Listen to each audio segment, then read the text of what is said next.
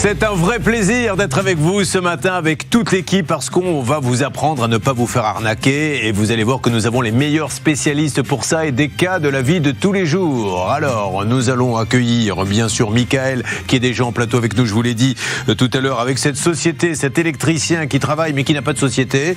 Il s'est dit pourquoi m'encombrer avec de la paperasse ? Ce qui compte c'est de faire de l'électricité. Le problème c'est qu'il est parti avec 12 400 €. François nous a rejoint aussi. Bonjour François. Bonjour. Soyez le bienvenu. Il était diagnostiqueur immobilier, François, et lui il ne peut pas utiliser sa voiture, il n'y a pas de carte grise. Voilà, elle a disparu, on ne sait pas où elle est, on va s'en occuper, on a plein de cas. Là, nous allons, si vous le voulez bien, juste ouvrir une petite parenthèse, car demain, attention, breaking news aujourd'hui, pardon. Oui, Julien. Vous vous rendez compte qu'on est là en train de vous parler aux uns et aux autres alors qu'on devrait faire les soldes. Ça y est, c'est l'ouverture des soldes. Oui, moi je pourrais être chez mon tailleur pour changer ma veste et je suis chez vous, Julien. Donc c'est l'ouverture des soldes aujourd'hui dans la plupart des départements, sauf quelques départements en Lorraine parce qu'ils ont démarré une semaine avant pour se coordonner avec le Luxembourg. Ça va durer 4 semaines, c'est 2 fois par an. Ils ont le droit à quoi alors ? Ils ont droit à vendre en dessous du prix auquel ils ont acheté leurs produits, c'est-à-dire concrètement de vendre à perte. Donc c'est le moment de l'année où au moins en théorie, on peut faire les meilleures affaires. Je dis bien au moins en théorie parce que dans la pratique, moi, mon petit truc anti-arnaque pendant les soldes, c'est ne jamais acheter un produit sans avoir regardez avant combien il vaut sur d'autres enseignes, dans d'autres sites internet, au moins pour savoir si le niveau de remise annoncé, il est sincère ou pas, parce que souvent il ne l'est pas. Ça tombe bien, demain, dossier avec vous, Olivier Lauvert. Stan, on fera un dossier sur les soldes. Voulez-vous des témoignages ? Justement, on va faire un petit peu le tour des réductions aujourd'hui. Si vous faites vos courses pendant les soldes, dites-le nous, appelez-nous tout de suite au 3210. Demain, on en discutera. Est-ce que les soldes servent encore à quelque chose ? Est-ce que vous attendez encore les soldes pour faire vos achats ou est-ce que vous achetez tout au long de l'année sur Internet, par exemple ? Appelez-nous tout de suite au 3210. On n'aura pas le temps de poser toutes ces questions. Là. Ça en fait beaucoup. Il ne sait plus quoi dire à la fin. Est-ce que vous connaissez la capitale de la Tanzanie ? Est-ce que vous mettez plutôt des slips ou des caleçons ? Autant de questions que nous poserons demain pour tenir pendant 3 heures. Bon, allez, on y va, mesdames et messieurs, c'est parti. Nous vous donnons des nouvelles et nous allons lancer des négociations. Et nous allons démarrer, si vous le voulez bien, Charlotte, avec Patrick. Et il y était question d'amiante. Attention, je vais vous faire intervenir, parce qu'avec ces histoires d'amiante, Sylvain Baron.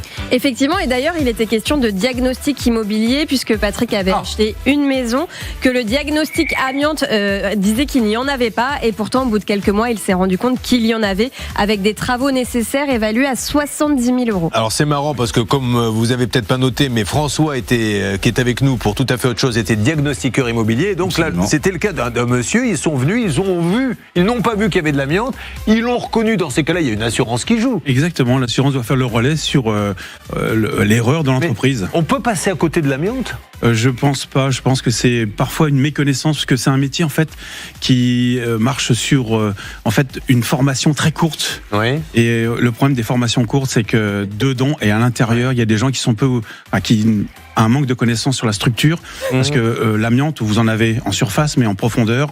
Et parfois, les gars vont pas trop loin, en fait. Ils s'arrêtent juste à ce qu'ils voient, puis on tourne. Votre femme vous a quitté ou quelque chose comme ça ? Non. Parce que vous avez une voix un peu de dépressive, je vous le dis ce matin. Alors, c'est pas, qui n'est pas désagréable, mais... Ma compagne est là. Ah pardon, d'accord. Mais alors, elle a dû vous dire quelque chose avant d'entrer. Elle vous a dit ceinture en 2024 ou... Non. Une pitié, non, pas ça. Petite mélancolie dans la voix. Vous avez entendu, vous avez remarqué, Claire Moser ? Oui, une espèce de vague à l'âme comme voilà. ça. C'est le cas de Patrick. Alors, ceci étant dit, qui s'était occupé de ce cas ? C'était vous, Céline et Hervé. Ou qu'est-ce qui s'était passé ? Donc, on avait appelé la société, je crois, d'amiante. Oui, on avait eu ce diagnostiqueur qui nous avait dit qu'il avait transmis le dossier à son assurance. Et excusez-moi, est-ce que vous entendez dans votre oreille aussi des bruits un peu comme une grenouille ? C'est pas comme une grenouille, on a l'impression que Patrick fait une imitation de Nicolas Hulot lorsqu'il était au pôle Nord à moins 40 degrés sans gants. Est-ce que c'est le cas, Patrick ? Non, pas du tout. Ah ben on entend. Vous savez, ces bruits de sous-marins. Alors, qu'est-ce qui s'est passé, Patrick, depuis, s'il vous plaît ?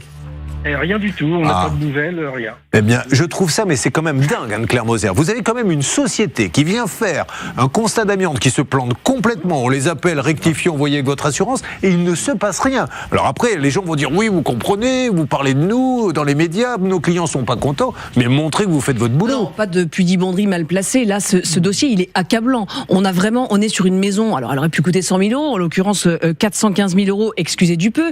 Il y en a pour près de 70 000 € de réparation. Moi, je pousse un coup de gueule. Mince, vous venez de le dire, les gens ne font pas forcément bien leur boulot, mais quand on traite de l'amiante, on se doit tout de même d'être un peu calé sur le sujet, parce que là, c'est véritablement accablant, et une expertise judiciaire l'a dit, donc c'est incompréhensible qu'on en soit nulle part aujourd'hui. Attention, les appels sont lancés. C'est parti, nous appelons maintenant depuis la salle des négociations JG. Mais c'est fou ça qui ne... Enfin, moi je suis dans un cas pareil, je me remue ciel et terre. Alors c'est peut-être leur assurance qui bloque aussi, je ne sais pas ce qui se passe. Bien sûr que c'est leur assurance qui bloque, mais ce qui est étonnant, c'est que Hervé avait transmis le dossier à la direction de GAN. Alors attends, je crois qu'on a quelqu'un en ligne. Allô ? Je suis chez JG ? Ah, il y avait quelqu'un qui a raccroché, mais on va le rappeler. JG, alors donc JG avait fait ce qu'il fallait visiblement, l'ont donné à GAN et c'est GAN qui ne fait rien. Oui, il propose 2 000 € alors qu'il y en a pour 70 000 €. Et Hervé peut vous le confirmer, il avait bien transmis le dossier. Donc bon, alors JG effectivement a transmis, mais il faut que JG y comprenne aussi que c'est pas le problème de notre ami si l'assurance de JG ne fait pas le boulot. Là, GAN, il va falloir les rappeler. On a remis l'autre jour une remise de prix à nos amis de Generali pour les traitements qu'ils font, mais là, GAN, je trouve que c'est pas, je sais pas ce qui se passe. 70 000, ça les arrange pas à cause de l'argent. Oui, c'est ça, je pense qu'effectivement, c'est pas trop le moment. Cela étant, si ça les arrange pas à cause de l'argent, eh bien, que JG fasse le job, il s'est planté, il a fait une erreur, eh bien, il va trouver des solutions pour payer. Donc, je resitue. JG, merci, vous avez fait ce qu'il fallait, vous avez donné le dossier à GAN, mais comprenez que le client, lui, il se moque de savoir si GAN ou pas fait le boulot. Donc, je pense que JG doit nous aider, on doit être main dans la main dans ce dossier, pour rappeler GAN en leur disant, les gars, on paie une cotisation, sauf s'il y a un problème d'assurance. Vous pouvez pas dire à mon client, il y en a pour 2 000 alors qu'il y en a pour 70 000. On va essayer d'appeler GAN, voir si quelque chose bouge. Ne bougez pas, parce que nous, en tout cas, on va pas laisser tomber, ça c'est sûr, non, ça peut vous arriver. Ça peut vous arriver à votre service. Alors, côté GAN, que se passe-t-il, s'il vous plaît, Céline ? Alors, côté GAN, on attend d'avoir du nouveau de l'assurance, mais là, j'ai le diagnostiqueur qui vient de répondre au téléphone, il va nous donner des nouvelles du dossier. Super. Bonjour JG, comment allez-vous ? Bonjour, Monsieur Gossin. Alors, Monsieur Gossin, comme je l'ai expliqué il y a quelques instants, vous avez fait votre boulot, vous avez donné tout ça à l'assurance, mais l'assurance, visiblement, n'a même pas rappelé, il ne s'est rien passé depuis tout ce temps. Est-ce que vous avez du nouveau de la part de GAN ? Alors, écoutez, j'ai renvoyé des mails au GAN, j'ai téléphoné au GAN, j'ai eu madame, comment elle s'appelle parce que là, comme vous me prenez au début... Peu importe son nom, c'est pas grave, ça n'a aucune importance. Qu'est-ce qu'elle vous a dit ? Eh bien, elle m'a pas répondu, tout simplement. Elle ne répond pas. Des intéressants ont des fichiers diagnostiques, elle ne répond pas. Et comme nous avons changé d'assurance entre-temps... ouais, mais non, mais ça c'est bien sûr que juridiquement ça ne change rien, mais souvent quand vous changez d'assurance, ils disent attends, t'es plus chez nous, t'es plus prioritaire. Exactement, voilà. Mais c'est pas bien ça. Par contre, oui, c'est ça qui est déplorable, parce que nous sommes vraiment une entreprise sérieuse. On a reconnu notre responsabilité dans cette affaire. On s'est déplacé, contrairement à ce qu'avait dit le monsieur en question. On s'est déplacé chez lui, nous avons fait des analyses. Dès l'instant où elles ont été positives, nous avons écrit un courrier que je vous ai renvoyé par mail et que je veux faire un plaisir de vous renvoyer si vous me donnez une adresse mail que vous allez recevoir, ou dans laquelle je reconnais ma responsabilité et que nous ouvrons immédiatement un dossier. C'est ce qu'on a fait. À partir de là, après, il y a eu des expertises. Non, mais juste, monsieur, je comprends que vous soyez, et je comprends. Et franchement, je le dis, vous êtes une boîte sérieuse, il n'y a rien à dire. Et de temps en temps, on peut passer entre les mailles du filet. Ça arrive à Renault, à Toyota, à Amazon, à tout le monde. Donc, vous avez fait tout ce qu'il fallait. Ce que je veux juste vous expliquer, c'est qu'après, le client, lui, il dit, qu'il soit assuré chez GAN, GUN ou GON, moi, c'est pas mon problème. C'est pas son problème. Moi, voilà. Mais on va avancer ensemble. Et en tout cas, merci du fond du cœur, monsieur Gossens, de l'attention que vous nous donnez. On avance, restez avec nous, on essaie d'avoir justement votre ancien assureur puisque vous avez quitté GAN. Julien Courbet sur RTL. La bonne nouvelle, Patrick, c'est que la personne, et ça peut arriver, qui a commis cette petite erreur, toutes les boîtes se trompent, RTL se trompe, M6 se trompe, on s'est tous trompés. Donc à un moment donné, il y a ceux qui se trompent et qui ne font rien et ceux qui disent non, mon client ne doit pas être lésé. C'est le cas de JG Diagnostic, qui est passé par GAN, mais il a changé d'assurance depuis, donc apparemment il est plus prioritaire chez GAN. Un mois de Claire-Moser. Ce qui est très curieux, c'est, il faudrait chercher à comprendre pourquoi GAN propose 2 000 €. Existe-t-il dans ce contrat des clauses d'exclusion? Oui, en fait, ce qui s'est passé, c'est qu'à la base, Patrick avait fait une estimation du coût du désamiantage qui était estimée à 3 550 et quelques. Mais lui, il avait fait tout seul? Oui, dans un premier temps, lorsqu'il s'est aperçu qu'il y avait un souci, il a fait cette estimation. Sauf qu'ensuite, il s'est rendu compte qu'une fois le désamiantage fait, il faudrait rénover toute la toiture. Et c'est d'ailleurs ce montant de rénovation de la toiture qui a été retenu par l'expert judiciaire. Il dit le montant total retenu est fixé à 70 000 euros. Donc il y a un expert judiciaire. Donc Gann, malgré une expertise judiciaire qui sont les plus importantes, on le rappelle, ne veut rien faire. Donc. Et aujourd'hui, Gann dit vous aviez qu'à pas faire cette première estimation. C'est vous-même qui avez conclu que ça valait 3 500. Donc on se base sur cette estimation. Dans ces cas-là, si vous avez un souci avec Gann, concluez qu'il vous faut 8 millions d'euros. Ouais. Vous dites, pour changer le robinet, j'ai conclu moi-même avec ma femme, on a regardé ces 8 millions. Ah, si c'est vous, monsieur, on va vous donner 8 millions. C'est quand même... Bon, on rappelle qu'une assurance ne gagne sa vie que quand elle ne rembourse pas. C'est normal, c'est le jeu. Mais alors c'est inaudible, effectivement. Donc on a la réponse à cette question, mais quand un assureur vient vous dire c'est à vous, assuré, de faire le job, c'est nul et non avenu. A fortiori, si un expert judiciaire qui est maître de l'art vous a dit que ça coûtait 70 000 euros. Donc là, il faut vraiment qu'on appuie parce que ce n'est pas normal. On va essayer d'avoir monsieur Schmitt, le président de Gann. S'il est président, c'est parce qu'il est compétent. Monsieur Schmitt, est-ce que vous pouvez, s'il vous plaît, il y a une expertise judiciaire, on ne peut pas faire mieux, expliquer pourquoi ce monsieur n'est pas remboursé? Parce que là, on est très très très inquiet. Vous vouliez dire, Hervé? Oui, je n'ai pas eu monsieur Schmitt, mais j'ai eu son assistante qui vient de me confirmer, enfin une des personnes avec qui nous sommes en contact. Les deux avocats des deux parties sont en train de discuter. Ils ont réouvert le dossier et vont revenir vers notre ami très prochainement. Alors, est-ce que vous saviez, Patrick, que votre avocat discutait avec leur avocat? Allô? Non, pas du tout. Bon, d'accord. Donc, peut-être appelez votre avocat pour vérifier s'il a vraiment eu des nouvelles de Gann, parce que si en plus c'est pas le cas, ça serait intéressant. Est-ce que vous pouvez appeler votre avocat? Ah oui, bien sûr. Et vous lui demandez, vous lui dites que Gann semble dire, mais non, on a rouvert une négociation avec son avocat. Et vous n'êtes pas au courant. La négociation, elle est courte. Pardon ? La négociation, elle est courte. Il y a 75 000 euros de travaux à faire, point barre. Donc, vous faites un chèque de 75 000 euros plus les frais, parce qu'il y a une condamnation qui va être prononcée sur la base des écrits de l'expert. Affaire classée. Vous voyez, je vous l'ai dit, quand on parle fort, on le réveille. Là, il est en plein sommeil. Et là, tout d'un coup, vous l'avez réveillé. Alors... Bon, Sylvain. Oui. Et en plus, Gann s'en sortirait bien parce que l'expert judiciaire retient aussi une perte de loyer mensuel estimée à 2 300 euros sur un an. Ouais. Donc ça fait au moins 25, 26, 27 000 euros en plus si jamais il allait en justice. Ils ont dû se dire on va pas gagner beaucoup là-dessus, hein, donc on va diminuer. Allez, on avance. Appelez votre avocat, vous me rappelez dans quelques instants. Pas de problème, merci beaucoup. Si vous voulez pas nous rappeler, on trouvera en PCV, vous pouvez nous rappeler, on paiera la communication. Ça n'existe plus. Ça n'existe plus le PCV, oh, c'est dommage, c'était bien ça. Ça a trahi votre âge, Julien. Je sais même pas ce que c'est moi, mais... Le PCV ? Non, pardon, mais non. Alors le PCV, il y a une époque où on appelait, par exemple, je vous appelais, mais c'était vous qui payiez la communication, il y avait quelqu'un qui vous disait, est-ce que vous acceptez de payer à la place de la personne ? L'histoire démarre par... C'était... À une époque, ça sent mauvais, Julien. Vous voulez vraiment aujourd'hui me ridiculiser un peu, très bien. Bon, on avance là-dessus. Nous allons continuer avec d'autres cas et nous allons aller dans une seconde sur celui de Benoît. Je vous rappelle que ne manquez pas tout à l'heure notre gros dossier sur les détournements d'héritage avec cette histoire qui est quand même très bizarre, la veille du décès d'un monsieur qui était très malade.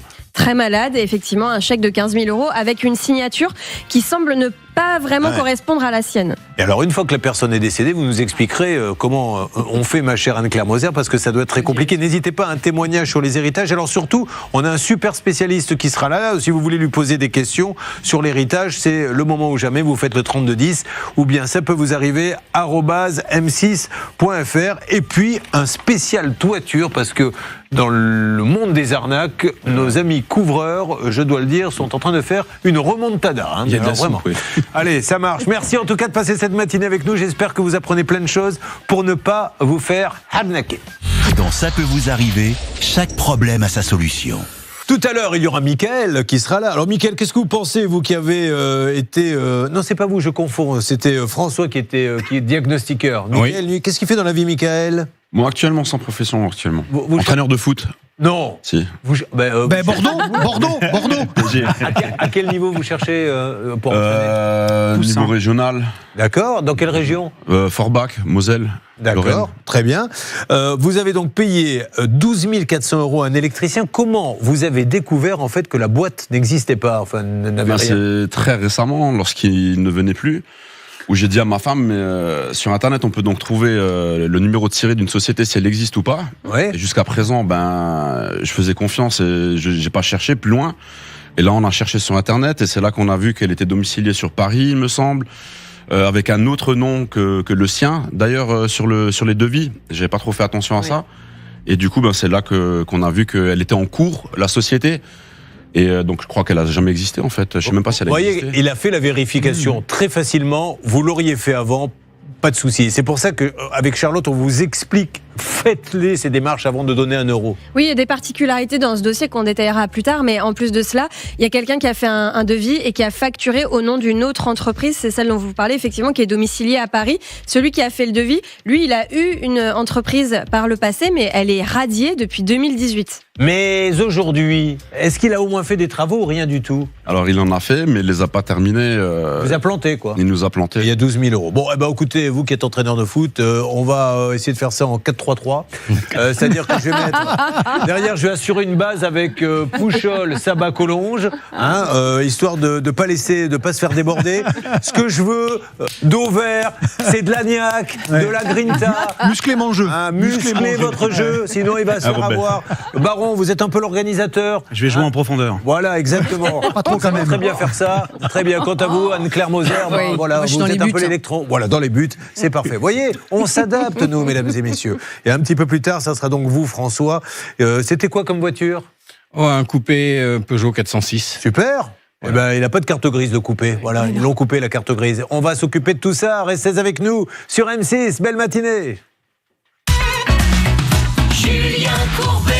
RTL. Alors, Benoît est avec nous, mesdames et messieurs. À n'importe quel moment, il peut y avoir des alertes, évidemment, sur tous les cas que nous avons traités. Benoît est passé hier, et si je me rappelle bien, je m'étais engagé. Merci Stan, parce que vous voyez, j'ai pas beaucoup de mémoire. Vous êtes, vous, mon calepin. Je lui ai dit, on y revient parce que l'histoire est gravissime. Vous allez voir sur l'histoire de voiture.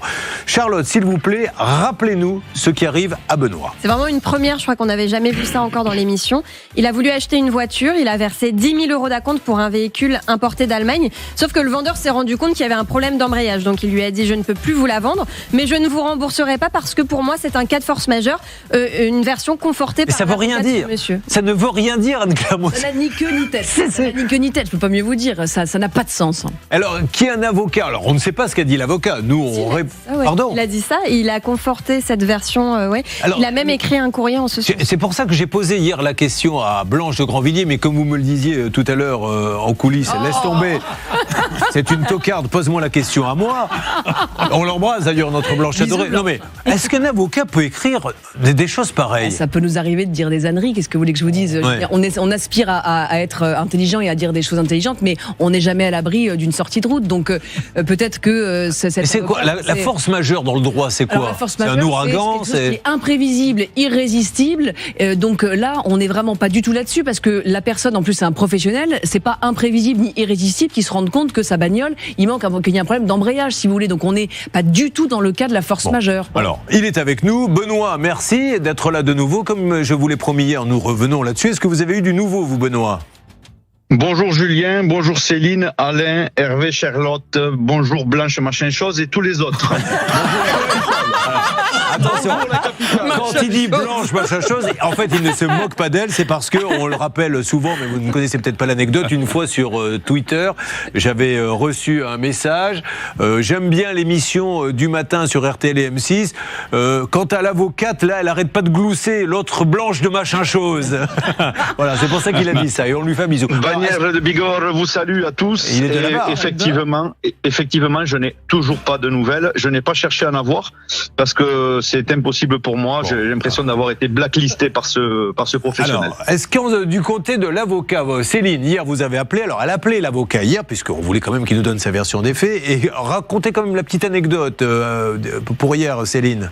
Alors, on m'a dit que l'avocat était certainement en audience, mais qu'il allait quand même aller voir le secrétaire si l'avocat était là. Et en fait, juste avant de mettre en musique d'attente, et j'ai entendu, enfin bon, s'il est là, je sais pas s'il va vous parler. Quoi. Bon, très bien. Donc, effectivement, on n'a eu personne au bout du compte. Il n'y a rien? Il n'a pas rappelé? Non. Bon, bah alors essayez d'appeler. On appelle, donc on essaie d'avoir Bordeaux Business Conseil, Fabrice Mesguich, qui est à Gujan-Mestras, et son avocat, Maître Méziane, qui nous explique, quand on achète une voiture, qu'elle n'est jamais livrée, qu'on ne l'a jamais vue, comment peut-on dire on garde les 10 000 euros parce que on estime que c'est un cas de force majeure. Mais si on fait tout ça, on va devenir milliardaire, les gars. On livre pas une voiture, on prend 10 000 à chaque fois.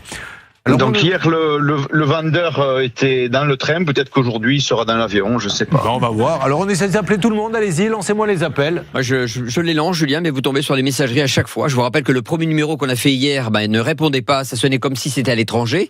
Et puis le deuxième numéro, ce monsieur était dans le train, donc malheureusement il pouvait pas nous appeler. Regardez, là ça raccroche. Bon, très bien, on va continuer. De toute façon, on est là jusqu'à peu près, ça doit s'arrêter vers le 25 juin, donc on en a encore un petit peu de temps devant nous.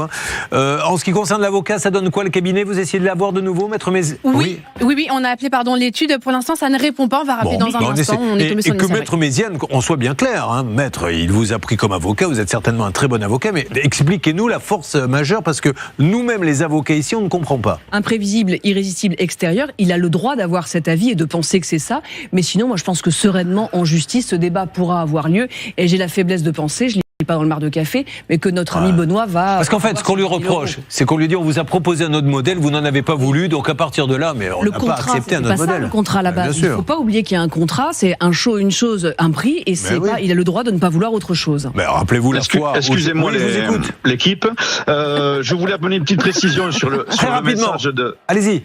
Il n'y a pas de souci. Sur le message de l'avocat, qui nous a été fait par écrit, celui-ci met en avant que, vu que je n'ai pas soldé totalement le véhicule, que je n'ai jamais vu, il se donne le droit, lui et son client, de garder mes arts. Donc là, c'est magnifique. C'est pour ça qu'il faut que Maître Méziane, il nous dise dans quel code civil, pénal, il a trouvé ça, parce que nous, on ne l'a vu nulle part. Déjà, payer une voiture en intégralité, tant qu'on l'a pas eu, ça, on le déconseille. Il faut vraiment qu'on ait Maître Méziane, parce que il y a peut-être quelque chose qui nous a échappé dans le droit. Vous avez peut-être loupé un cours avec Claire Moser. Ça, c'est possible. Alors on y va, on essaie de l'appeler par tous les moyens et on avance. Plein d'autres cas. Spécial toiture, ne pas se faire arnaquer. Héritage, attention aux arnaques, toujours plus de conseils dans votre émission, ça peut vous arriver. Ne bougez pas, ça peut vous arriver, revient dans un instant.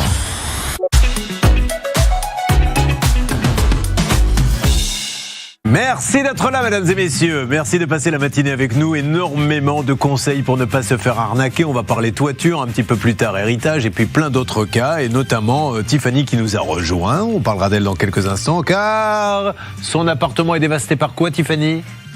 Par des infiltrations d'eau et de la moisissure. Et personne ne fait rien pour vous? Non. Eh bien, vous avez sonné à la bonne porte, Tiffany. Nous allons nous battre pour vous. Mais là, voyons ce qui se passe au-dessus de nos têtes, car on s'est aperçu, alors nous, on est un petit peu le miroir de ce que vous vivez au quotidien, que la multiplication des arnaques dans le domaine de la couverture devenait maintenant limite inquiétant. Un premier cas, avant d'avoir tous les conseils de Sylvain Baron, qui va vous dire comment bien choisir et faire ses travaux, Lydie était avec nous il y a quelques jours. Lydie qui nous avait dit quoi, Charlotte? Elle a fait des travaux, 34 190 € pour une toiture rénovée, la pose de panneaux photovoltaïques, une isolation, la pose de Velux. Tout est commencé aujourd'hui, mais rien n'est terminé. Nous avions donc lancé des négociations. Stan, que s'était-il passé déjà visuellement? On peut voir les photos sur le Facebook, la page, ça peut vous arriver. On peut tout à fait retrouver les photos sur la page Facebook et vous verrez qu'en fait c'est une maison qui est en réalité une petite copropriété.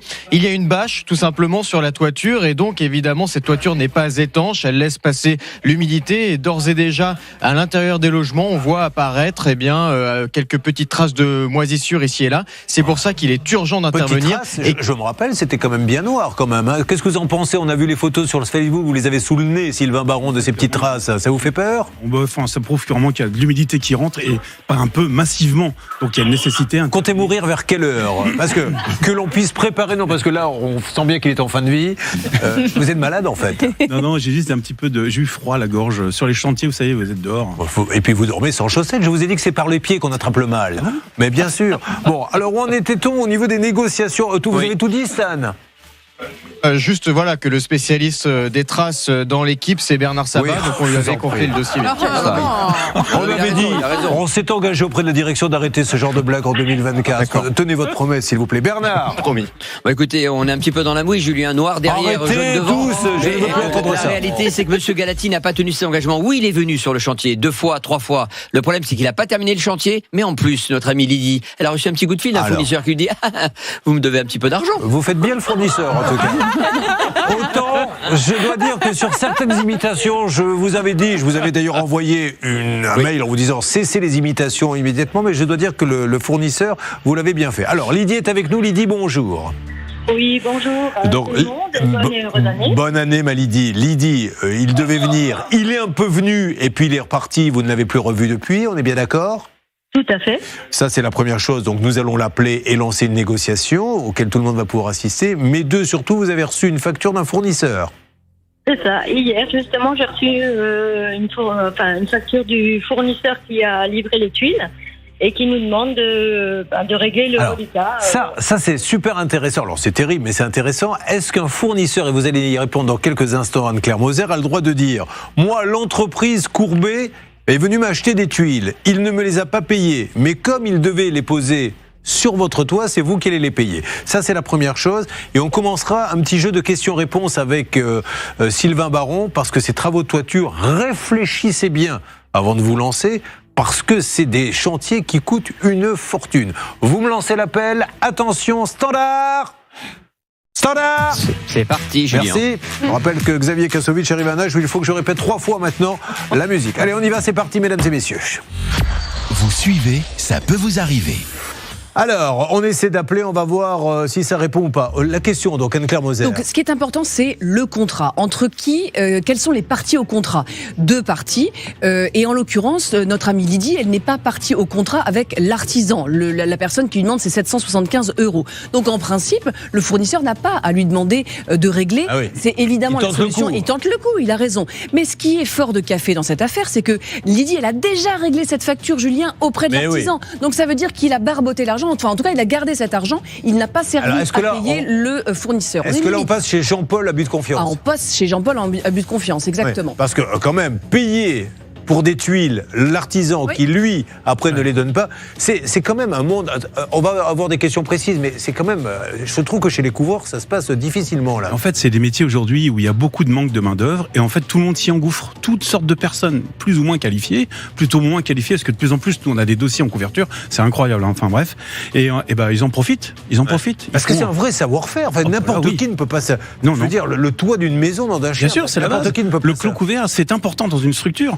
Donc je dirais, c'est le cœur de votre maison, la couverture, quelque part. Alors, si nous allons mal foutu, vous poser quelques questions. Après, vous allez nous donner des conseils. Ça va arriver vraiment dans une seconde. On va essayer de faire un petit point sur l'appel qui est lancé auprès de ce monsieur, parce qu'il faut maintenant qu'il nous donne quand même des explications. Prendre l'argent des tuiles, ne pas les acheter. Après, vous avez le fournisseur qui vient sonner chez vous. Je ne sais pas ce qu'il va nous dire. Alors, vous me préparez la salle des appels. Un petit appel que je veux que tout le monde y assiste. C'est parti. Sur M6, on y va. Julien Courbet sur RTL. On the right hand, main droite, notre auditrice qui fait appel à Monsieur Galati. Monsieur Galati doit venir faire des travaux, il ne vient pas. On l'appelle finalement, il vient un petit peu, mais n'a toujours pas terminé les travaux. Mais là, elle vient de recevoir une facture du fournisseur en lui disant qu'il faut payer les tuiles. Or, elle les a payées à Monsieur Galati, qui lui n'a pas payé. L'entreprise Galati Couverture Zingri, actuellement non disponible. Veuillez me laisser votre message et je vous recontacterai dans les plus brefs délais. Merci. Bip. À la fin de votre message, ça, je le sais, si vous souhaitez le modifier, tapez dièse. Oui, Monsieur Galati, Julien Courbet à l'appareil. Nous sommes en simultané sur RTL M6. Je vous appelle car suite à votre passage le 22 décembre, vous êtes venu un petit peu, nous a dit cette dame, mais maintenant vous ne venez plus. Mais surtout, elle vient de recevoir une facture du fournisseur de tuiles, je suppose, tout à fait. Qu'elle vous a déjà payé et que vous n'avez pas payé au fournisseur. Donc là, le dossier commence à devenir un peu relou, comme disent les jeunes. Si vous pouviez, s'il vous plaît, nous donner de bonnes explications et clôturer ce dossier, ça serait fantastique. Merci, Monsieur Galati. Qu'il n'y ait pas de confusion. Galati Couverture Zingri, c'est à Pulversheim. Vous continuez les appels ? Julien, je crois qu'il m'a allez-y, prenez-le. Alors, tout ça se vit, c'est incroyable, c'est mission impossible. Enfin, Mission Impossible low cost. Hein. Là, c'est pas. Ah bah, Julien, on a Monsieur Galati. Ah ben voilà. Monsieur Galati, vous m'entendez? Oui, bonjour. C'est Julien Courbet, Monsieur Galati. Monsieur Galati, on est en direct RTL et simultané M6. Merci de nous rappeler. Monsieur Galati, j'ai mon auditrice que vous connaissez bien, Lydie, qui nous dit que vous êtes venu, mais que vous ne venez plus. Mais surtout, elle vient de recevoir une facture de tuiles qu'elle vous a payée. Expliquez-lui, s'il vous plaît, Lydie. Mais monsieur, écoutez, moi je pense qu'il y a un problème là. Hein. Ah oui, c'est pour ça qu'on vous appelle. C'est quoi le problème pour vous? Mais écoutez, expliquez-moi exactement. J'allais le faire quand vous avez dit. Alors, Lydie, de qui vous avez reçu une facture? De Big Mat. Big Mat. Il vous réclame quoi, Big Mat? Et Lydie, 775 €. Voilà. Et apparemment, elle vous a payé ça, elle. Ah mais écoutez, elle doit se tromper de Galati, parce que moi, peut-être c'est un de mes cousins. Ah, c'est un autre Galati, c'est ça, Bernard? Pour qui je travaille. Ah, vous êtes Joseph alors? Oui, je suis Joseph.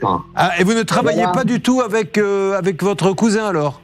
Si, ils travaillent ensemble, mais c'est pas la même entreprise. Si, il me sous-traite de temps en temps les chantiers, mais moi je travaille à l'heure pour lui. Hein. Ah, donc vous êtes le cousin, vous travaillez à l'heure. Moi je fais que de la prestation de chantier, prestation. Ok. J'ai bien compris, Monsieur Galati. N'allons pas plus loin, Monsieur Galati. Pas des matériaux. Ouais. Je m'occupe pas des chantiers. J'ai bien compris. Ah, je crois que je vais essayer de passer le test supérieur. Monsieur Galati, j'ai bien compris. Est-ce que vous pouvez nous aider à avoir l'autre Galati? Si elle a une facture, il faut contacter mon cousin. François? Ben voilà. Vous pouvez nous aider à le joindre, François? Je pourrais, je peux essayer. Ouais, bah ça serait bien. Moi, quand je vais le joindre, il me répond pas. Hein, donc. Mais vous travaillez pour lui. Comment vous faites pour travailler pour lui si vous répond pas? Écoutez, ça fait quelques mois que je travaille pas pour lui. Ah, vous travaillez plus, d'accord. J'ai eu un accident. Ah. J'ai eu un accident au niveau de la colonne vertébrale. Ah oui. Ok, et donc, d'accord. voilà, ça fait 5 mois que je travaille pas. Eh ben, je vous souhaite un bon rétablissement, Joseph. Bonne journée. Ouais. Merci. Au revoir. Au revoir, enchanté d'avoir eu votre petit coup de téléphone. Moi aussi, et bon rétablissement. Merci et bonne année, Monsieur Galati. Malgré ces problèmes pour Madame Lydie. Voilà. Là, Monsieur Galati, je ne vais pas pouvoir continuer malheureusement parce qu'il faut que j'ai absolument François. Merci beaucoup, Joseph. Ouais. Mais vous voyez, au moins quelqu'un qui était content de passer sur l'antenne. D'habitude, des gens nous rapprochent au nez. Lui, on sentait qu'il voulait rester, mais malheureusement, j'aurais bien prolongé la conversation. Donc, j'ai pas trop compris. Il travaille à l'heure pour son cousin. Oui, c'est pas très clair. C'est une sorte de sous-traitance, effectivement. Ouais. Et moi, j'ai regardé les photos et je suis toujours très étonné de voir quand on refait une couverture qu'on protège pas les isolants du dessous. Je sais pas si vous avez vu en détail les photos. Ouais. Alors, outre le fait que les isolants soient posés à l'envers, ça. J'ai fait ça hier soir. Je vais vous dire. J'avais 15 personnes à table et à un moment donné je leur ai dit je me lève de table, attends tu nous as invités, j'ai dit non je veux aller regarder la sous-couverture de la bâche. Oui mais c'est important. Et en fait les gars ils ont fait des travaux sans protéger, ça veut dire que maintenant l'isolant faut le remplacer parce qu'il a pris tout un tas de poussière, tout un tas de gravats, on passe pas l'aspirateur sur un isolant donc on est obligé de le virer pour recommencer. Bon ok. Vous êtes dans quelle région? Rappelez-moi, vous habitez où? J'habite en Bretagne. Est-ce que la brigade des stupes pourrait aller jeter un petit coup d'œil là-bas? Apparemment, il y a un trafic qui est en train de s'organiser. On commence à être très inquiet. Bon, on essaie d'avoir, s'il vous plaît, François. Donc, qu'est-ce que ça donne chez François? Pour l'instant, Julien, ça ne donne rien, parce que donc on tombe directement sur la messagerie. Mais Joseph, avec qui vous avez discuté longuement, m'a dit écoutez, ne vous inquiétez pas, je vais rentrer en contact avec lui, il va vous rappeler rapidement. Alors, moi, ce que j'aimerais bien, c'est que vous m'appeliez et qu'on les prenne en ligne, nos amis de Batimat. C'est Batimat, c'est ça? Big Mat. Oui, je crois que c'est. Ah, Big Mat. Big Mat. Ah, ils font du hamburger également.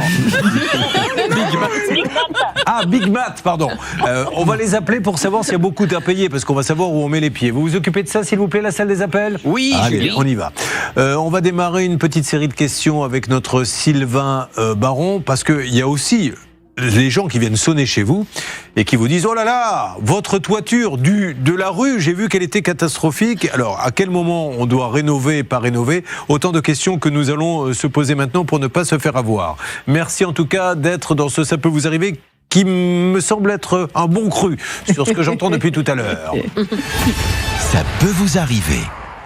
Alors, Sylvain, déjà, première question. Alors, on ne va pas parler de maison neuve, de couverture. On parle là, bien sûr. Nous, nos problèmes, c'est les gens qui disent il faut refaire la toiture. À quel moment et tous les combien, si j'ai acheté une petite maison, je ne sais pas, dans les années 90, à quel moment je me dis tiens, il faut que j'aille faire une petite révision de la toiture et qu'est-ce qu'il faut changer? Alors, Julien, il y a une première chose qu'il faut faire, c'est qu'une couverture, ça s'entretient.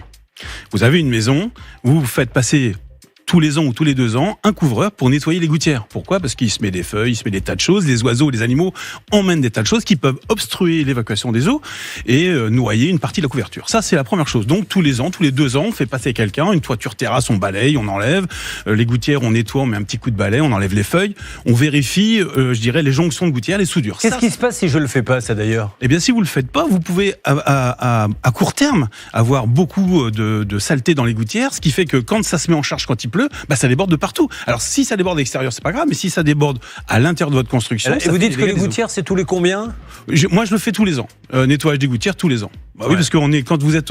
Mais on est obligé de prendre un couvreur pour un nettoyage de gouttières ? Bah, on peut le faire soi-même, mais enfin, des fois, monter... Ah non, alors, là, je plaisante pas. Non, mais oui, je suis d'accord. Si vous savez, dans mon entourage et dans ma courte vie, le nombre de gens qui soit... Je connais quelqu'un, moi, qui marche plus parce qu'il est monté sur un escabeau, il a voulu, et j'en ai un autre, c'était un monsieur qui faisait le jardin chez moi, qui en est mort, en tombant de l'échelle. Donc les échelles, si j'ai un conseil à vous donner, mais vous les évitez, vous laissez faire... C'est pour ça qu'il faut passer par un professionnel et un nettoyage régulier des couvertures. Moi, je dis tous les 2 ans, c'est bien. Ça dépend où on habite. Si on habite en forêt, par exemple, ou très près d'une forêt, il y a une nécessité à passer tous les ans. Si vous êtes en centre-ville, bah, tous les 2 ans, c'est suffisant, ou tous les 3 ans, vous voyez, en fonction de l'environnement. Ça, c'est la première chose. C'est la première chose. On va revenir sur le reste parce que je crois qu'on a quelqu'un en ligne, Stan, une nouvelle personne. Nous avons Séverine aussi, un problème toujours avec des travaux de toiture. Allô, Séverine ? Oui, allô ? Bonne année, Séverine. Bonne année, merci, oui.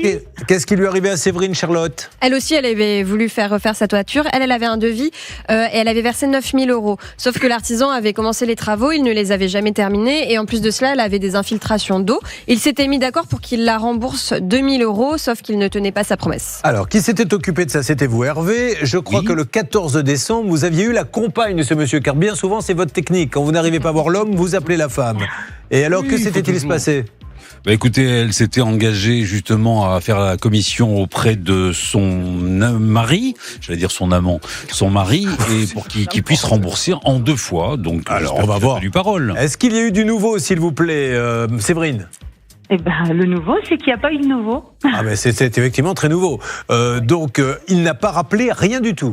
Non, pas de mail, pas de SMS, rien du tout. Vous savez ce qu'il vous reste à faire, Hervé ?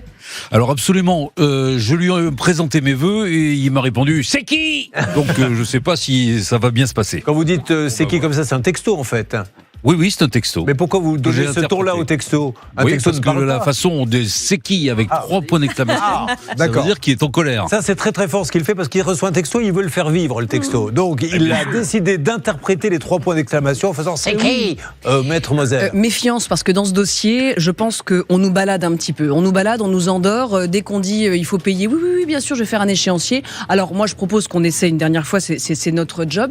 Mais après, Séverine, faudra avoir les coups des franches pour aller en justice, parce que moi je pense que vous allez gagner. Rappelez-moi une nouvelle fois comment vous aviez trouvé cet artisan, s'il vous plaît.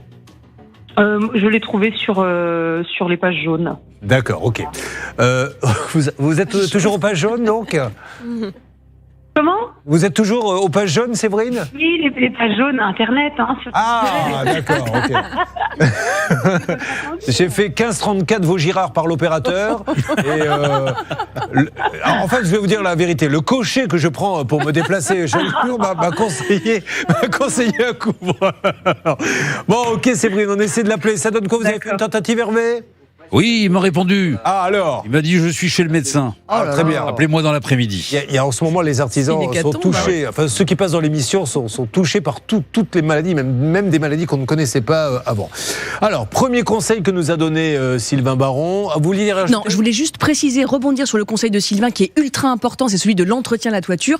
Sachez que si vous ne le faites pas, votre assureur peut vous opposer un défaut d'entretien. Donc c'est extrêmement important de faire attention à ces chéneaux, etc. Parce que si vous ne le faites pas, vous concourez à votre propre risque. Bon, est-ce que vous le faites, vous, chez vous, les uns les autres ? Vous avez des petites maisons ? Qui a une petite maison ? Oui, vous faites Vous n'y pensez pas? Une fois par an. Ah, vous le faites vous-même? Parfait. Non, je le fais faire parce que le toit est trop haut. Ah, d'accord. Et donc vous faites enlever les feuilles, etc. une fois par an? Balayer, Et ça, par contre, vous voyez, c'est un super conseil parce que l'assurance ne vous remboursera pas en si tout un cas, dégât elle des peut eaux. vous dire, mais vous avez concouru à votre propre Donc, perte. et gardez les factures. Vous n'avez pas... Exactement, c'est hyper Ouvrir important. un cahier d'entretien, ce qui s'appelle, ou un classeur dans lequel vous mettez toutes vos factures. Il y a la toiture, il y a la chaudière, il y a l'électricité, il y a un certain nombre de choses. Vous mettez toutes vos factures. S'il y a le moindre incident, à votre assureur, vous pouvez présenter un cahier d'entretien. Ben voilà, un premier conseil avec Sylvain Baron. Donc nous continuons à appeler cette personne. D'autres conseils arrivent. Pendant quelques minutes encore, c'est notre spécial toiture dans Ça peut vous arriver sur M6. Julien Courbet sur RTL. Eh oui les amis, vous ne rêvez pas, c'est un spécial toiture. Eh oui, on n'entend pas ça dans les boîtes de nuit, c'est bien dommage. Plutôt que de dire leurs bêtises habituelles, il ferait mieux de donner des conseils. Alors, premier conseil que nous donne Sylvain Baron, la gouttière doit impérativement être nettoyée au moins une fois par an si vous êtes à la campagne, 2 fois par an si vous êtes en centre-ville. Et Maître Moser nous dit, faites-le car le jour où vous avez des infiltrations d'eau, comme une assurance cherche toujours, et c'est normal, s'il remboursait tout le monde, il ne gagnerait pas d'argent, vous dira, donnez-moi la facture d'entretien de la gouttière, et si vous ne l'avez pas, plus de remboursement. Donc ça, c'est un super conseil. Nous allons maintenant, oui Stan, vous vouliez me dire quelque chose ? Mais je voulais vous dire qu'il était temps de prendre des nouvelles de Martine aussi. Elle aussi, toujours des problèmes de toiture. Oui, elle qui a été à la plage au zoo a aussi, rappelons-le, des problèmes de toiture. Martine, bonjour. Bonjour Julien. Bonne année Martine. Et bonne année à toutes les copains. Alors, les infiltrations de Martine, Charlotte, qu'est-ce qui se passe? Oui, alors, elle avait payé pour refaire sa toiture comme les autres, sauf que cette fois, l'artisan n'avait même pas commencé les travaux. Elle a payé 2 000 €. Qui s'était occupé de ça? C'est le Bernardo. Bernard, le 14 décembre, vous aviez eu la personne, c'est ça? Julien, je suis désolé, mais je suis sur un autre cas. Monsieur Galati vient de me rappeler, vous savez, pour le cas précédent de Lydie et son problème de toiture et de couverture et de tout ce que vous voulez. Là, il est en train de me parler dans les détails. Il y a une petite confusion chez lui, donc je vais vous le communiquer dans quelques minutes. Pendant ce temps-là, on lui apporte son bécherel qu'il a dû laisser dans sa loge. Et vous, Céline, alors que s'était-il passé? Vous pouvez me le dire? Oui, je peux vous dire qu'on avait eu la compagne de Monsieur Grao le 14 décembre dernier lorsqu'on avait traité le dossier à l'antenne. Il devait recontacter Martine pour lui rembourser. Et je vous pose la question, Martine, est-ce qu'il s'est passé quelque chose? Absolument rien. On voit quand même l'efficacité de l'émission depuis quelques minutes. Bon, ben nous le rappelons immédiatement. Céline, vous vous en occupez?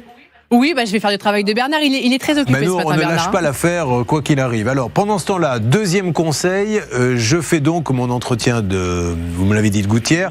Ensuite, sur les matériaux, sur les tuiles, parce que je suppose qu'il doit y avoir des tuiles pas chères, moyennement chères, très chères, etc. Qu'est-ce que... En fait, si vous voulez, pour la durabilité des matériaux, parce que c'est un peu l'objectif, une toiture ardoise, c'est à peu près 80 ans. Une toiture zinc, c'est 120 ans. Une toiture tuile plate courante, c'est 80 ans. Mais si on n'entretient pas, on réduit la durabilité. Donc c'est d'où l'importance d'entretenir non seulement les gouttières, mais aussi les toits, en enlevant les mousses, en refaisant les joints sur les faîtages, en refaisant un certain nombre de choses. Maintenant, qu'est-ce qui est mieux? Ardoise, tuile, zinc ou bac acier? Je dirais, il n'y a pas de règle. C'est juste une question de produit. On aime, on n'aime pas. Il y a une question de coût. Le moins cher, c'est du bac acier. Le plus cher, c'est du zinc. Voilà, un petit peu.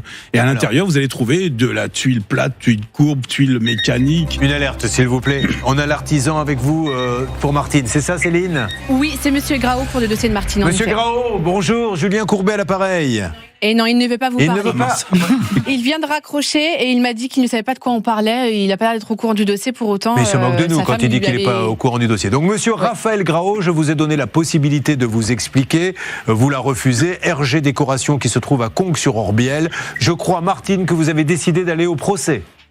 Tout à fait. Eh ben, vous avez bien raison, Martine. Faites-le. Le conciliateur, tout. J'ai tout essayé de le faire gentiment et je vois que c'est pas. Mais vous vous rendez compte, quand on en arrive à nous dire, c'est vraiment nous prendre pour des neuneux, nous dire, je ne sais pas de quoi vous me parlez, alors qu'on a déjà eu ce monsieur. Donc, je suppose que quand la télé, la radio vous appelle, vous devez à peu près vous souvenir de quoi il s'agit, à moins que ça lui arrive 10 fois par jour. Voilà, c'est le contexte de ce monsieur Raphaël Grao, RG Décoration à Conques-sur-Orbiel.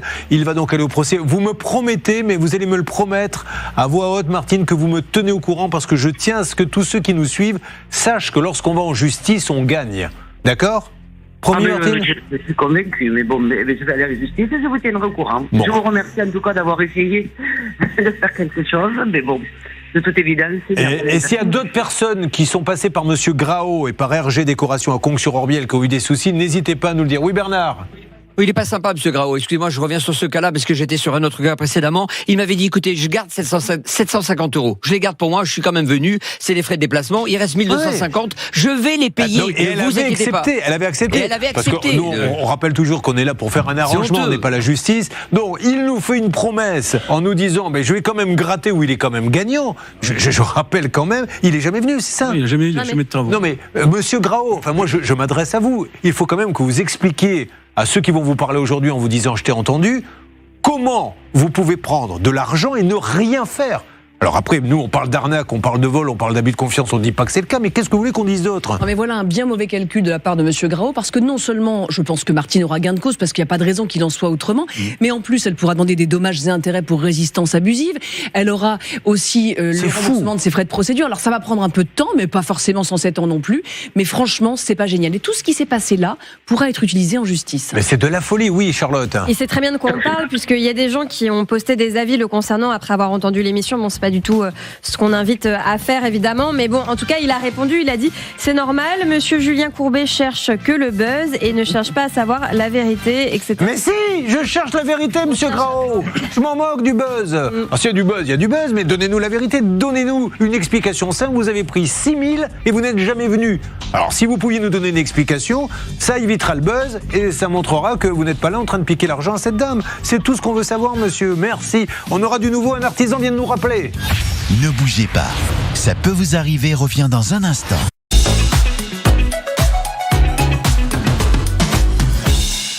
Ça bouge de tous les côtés, ne manquez pas notre dernière heure où nous parlerons notamment d'arnaque à l'héritage. Mais là, ça bouge sur le dossier de Lydie que vous nous rappelez en quelques secondes, Charlotte, car nous aurions quelqu'un en ligne. Restez avec nous. Lydie, elle avait signé un devis 34 190 € pour le chantier au total, une rénovation complète de toiture avec photovoltaïque, etc. Et malheureusement, rien n'est terminé. Le 22 décembre, le dossier semblait en bonne voie. Monsieur Galati était en train de faire les travaux. Lydie nous dit qu'il est bienvenu 3 fois, mais depuis elle n'a plus de nouvelles. Mais là, il y aurait du nouveau suite à une facture qu'elle aurait reçue. Bernard qui est en ligne. Vous avez carrément François Galati, le gérant. Vous savez, on a eu son cousin il y a quelques secondes. Il nous a dit, je vous le rappelle, il est là. François, il va donner des explications. Bonjour François, soyez le bienvenu. Alors François, on vous appelle pour 2 choses. 1, elle semble étonnée que vous ne reveniez plus, mais il y a certainement une bonne raison. Et 2, il y a cette histoire de facture de Big Mat qu'elle a reçue, lui demandant de payer les tuiles. Oui, alors écoutez, bonjour monsieur Courbet. Bonjour monsieur Galati. Je me permets de vous rappeler, parce que je suis toujours resté en contact donc aussi avec la production chez vous. Alors écoutez, moi j'ai repris le travail. Je pense qu'elle a dû oublier qu'on était à Noël, Nouvel An, et qu'on a besoin aussi de se reposer les gens dans le bâtiment. Donc voilà, donc j'ai pris mes congés, on a recommencé donc hier. Et en fait, j'ai mon cousin qui vient de m'appeler ce matin pour me dire cette histoire de facture. Donc moi, je me suis renseigné. Ça ne la regarde pas. Non, il faut bien qu'elle s'en occupe pas de cette facture. C'est une facture de gravier. Et à ma dernière, il n'y a pas de gravier sur son chantier. C'est un autre chantier. Donc il y a une erreur. Désolé, non, c'est vraiment dommage d'appeler, de faire tout ça pour une erreur de la part de mon fournisseur, parce que ça m'angoisse un petit peu en sachant que j'ai pris les devants pour pouvoir avancer les travaux. Donc aujourd'hui, chez nous, il y a 15 cm de neige, donc je pourrais pas y aller, mais fin de semaine, j'irai donc pour avancer encore un petit peu quelques petites finitions. Mais il faut vraiment que le photovoltaïque soit en place pour qu'on puisse terminer le chantier. Voilà, à savoir que c'est une copropriété de 300 mètres carrés et qu'il reste vraiment cette partie de photovoltaïque à mettre en place. Et puis il y a encore 2 ou 3 Velux à poser. Donc, mais ça, c'est avec Lydie, est-ce que vous avez entendu ce qu'a dit ce monsieur ? Alors oui, je suis tout à fait d'accord avec lui. Les photovoltaïques, il faut attendre. Bonjour Monsieur Galati. Il faut attendre que les photovoltaïques soient en place. Mais les fêtières, les chatières, les Velux, les problèmes d'écoulement au niveau des gouttières, il faudrait peut-être revoir tout ça quand même. Oui, tout à fait. C'est ce que j'ai prévu. Je vous ai envoyé. Donc on a mis en place sur WhatsApp pour communiquer. Et donc, moi, j'avais dit effectivement que dès mon retour de congé, j'interviendrai. Mais bon, voilà.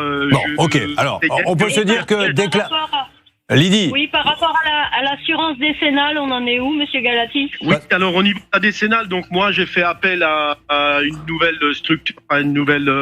Ouh là là, attendez, Monsieur Galati, vous avez pris une assurance après avoir démarré les travaux ? Alors écoutez, c'est une assurance que j'ai pu mettre, qu'on va mettre en place. Monsieur Galati, répondez à ma question. Mettons tout sur la table. Est-ce que vous étiez assuré au moment où vous avez pris le contrat ? Alors au moment où que j'ai pris le contrat, totalement à 200% assuré. Bien sûr. Alors pourquoi vous avez repris une autre assurance ? C'est celle-là qui doit jouer s'il y a un souci. En fait, ce qu'il y a, c'est qu'entre temps, il y a eu une, comment on appelle ça, le mot qui me revient pas, donc. Oui, je vois pas ce qui a pu arriver. Ça a été annulé, donc du coup. Mais attendez, Monsieur Galati, on va pas se raconter des histoires. On est des grands garçons. Une assurance, elle n'est pas annulée. Vous aviez pas payé. Qu'est-ce qui s'est passé ? Expiré. Voilà. Eh ben voilà. Donc, dites la vérité. Vous avez pris un chantier sans être assuré. Voilà. Donc la nouvelle assurance, monsieur, elle sert à rien. À rien, parce qu'ils vont dire, nous, on n'assure pas un chantier qui a été démarré sans nous. Donc, monsieur Galati, c'est très grave, là, ce que vous êtes en train de dire. Donc, je vous en prie, finissez ça, ne dites pas, comprenez bien. Vous vous rendez compte que vous n'êtes pas assuré. Et pourquoi ils vous ont annulé l'assurance, monsieur Galati ? Monsieur Courbet, je veux juste donner un petit détail parce que la dernière fois quand vous m'avez appelé, j'étais sur un toit et malheureusement j'ai pas pu discuter. Allez-y, dites-moi le détail. Voilà. Parce que je veux vous dire, monsieur Courbet, on est une entreprise familiale qui existe depuis 30 ans.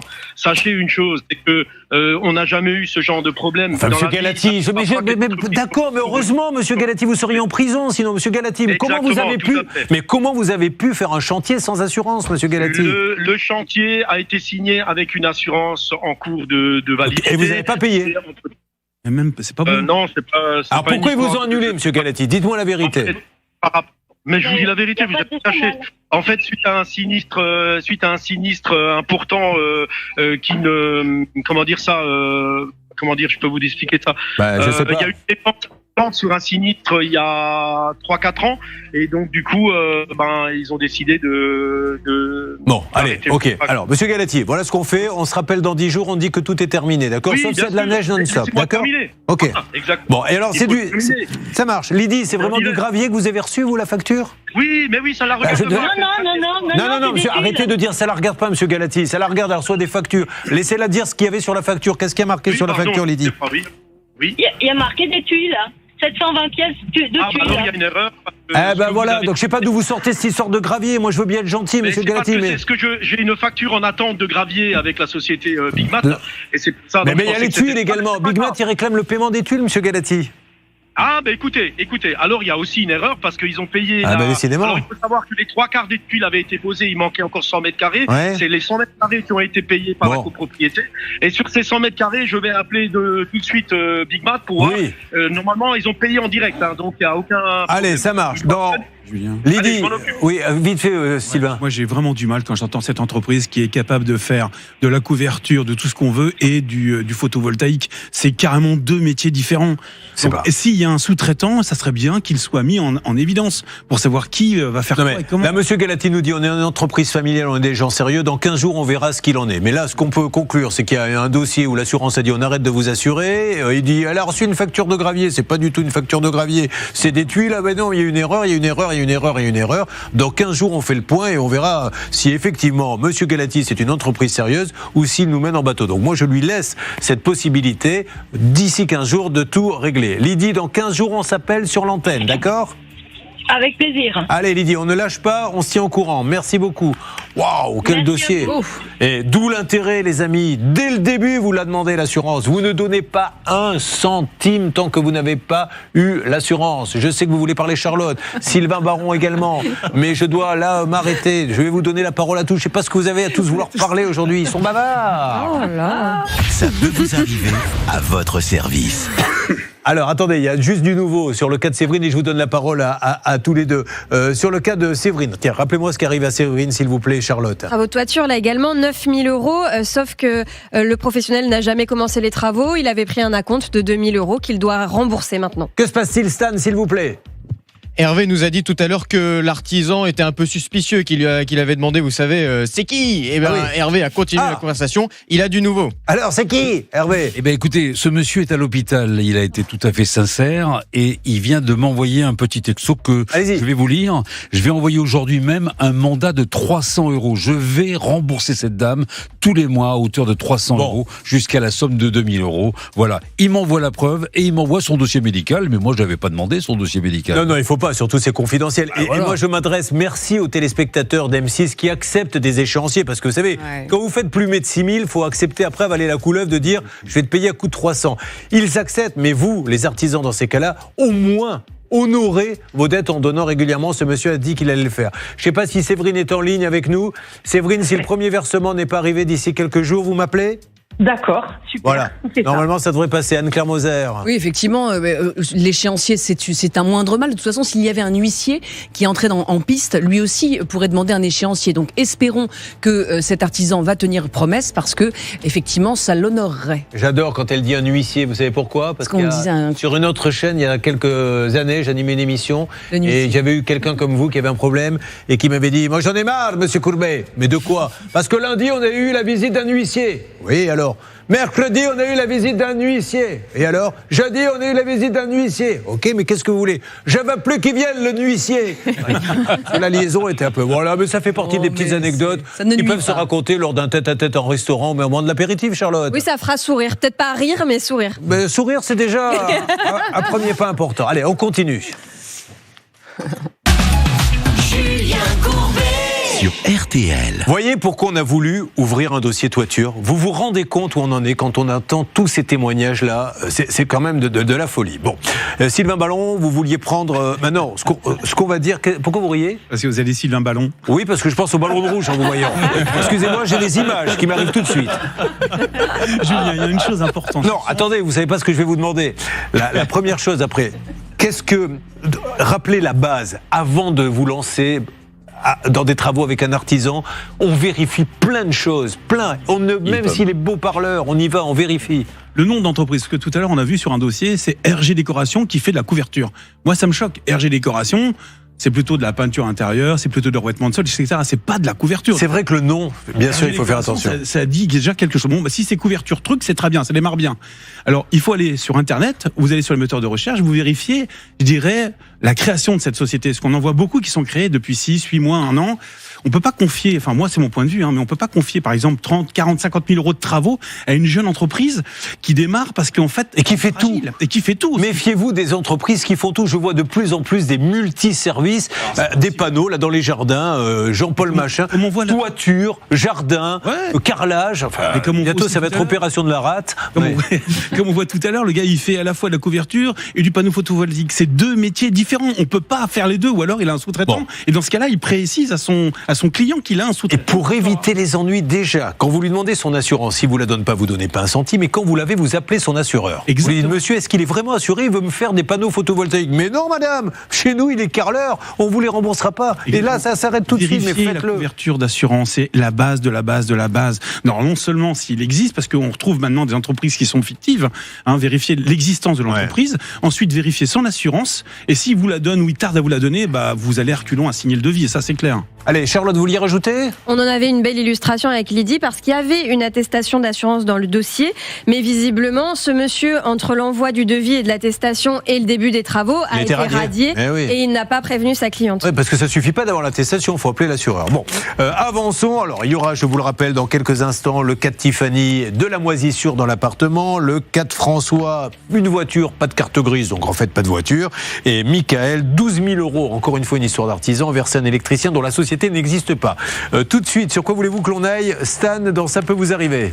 Sur le cas de François qui est avec nous en studio ce matin. Ah, c'est à vous François. C'est le petit qui décide, c'est pas moi. Oui. Alors, François, ex-diagnostiqueur dans l'immobilier, il a des grands-enfants. Qu'est-ce qu'ils font les enfants ?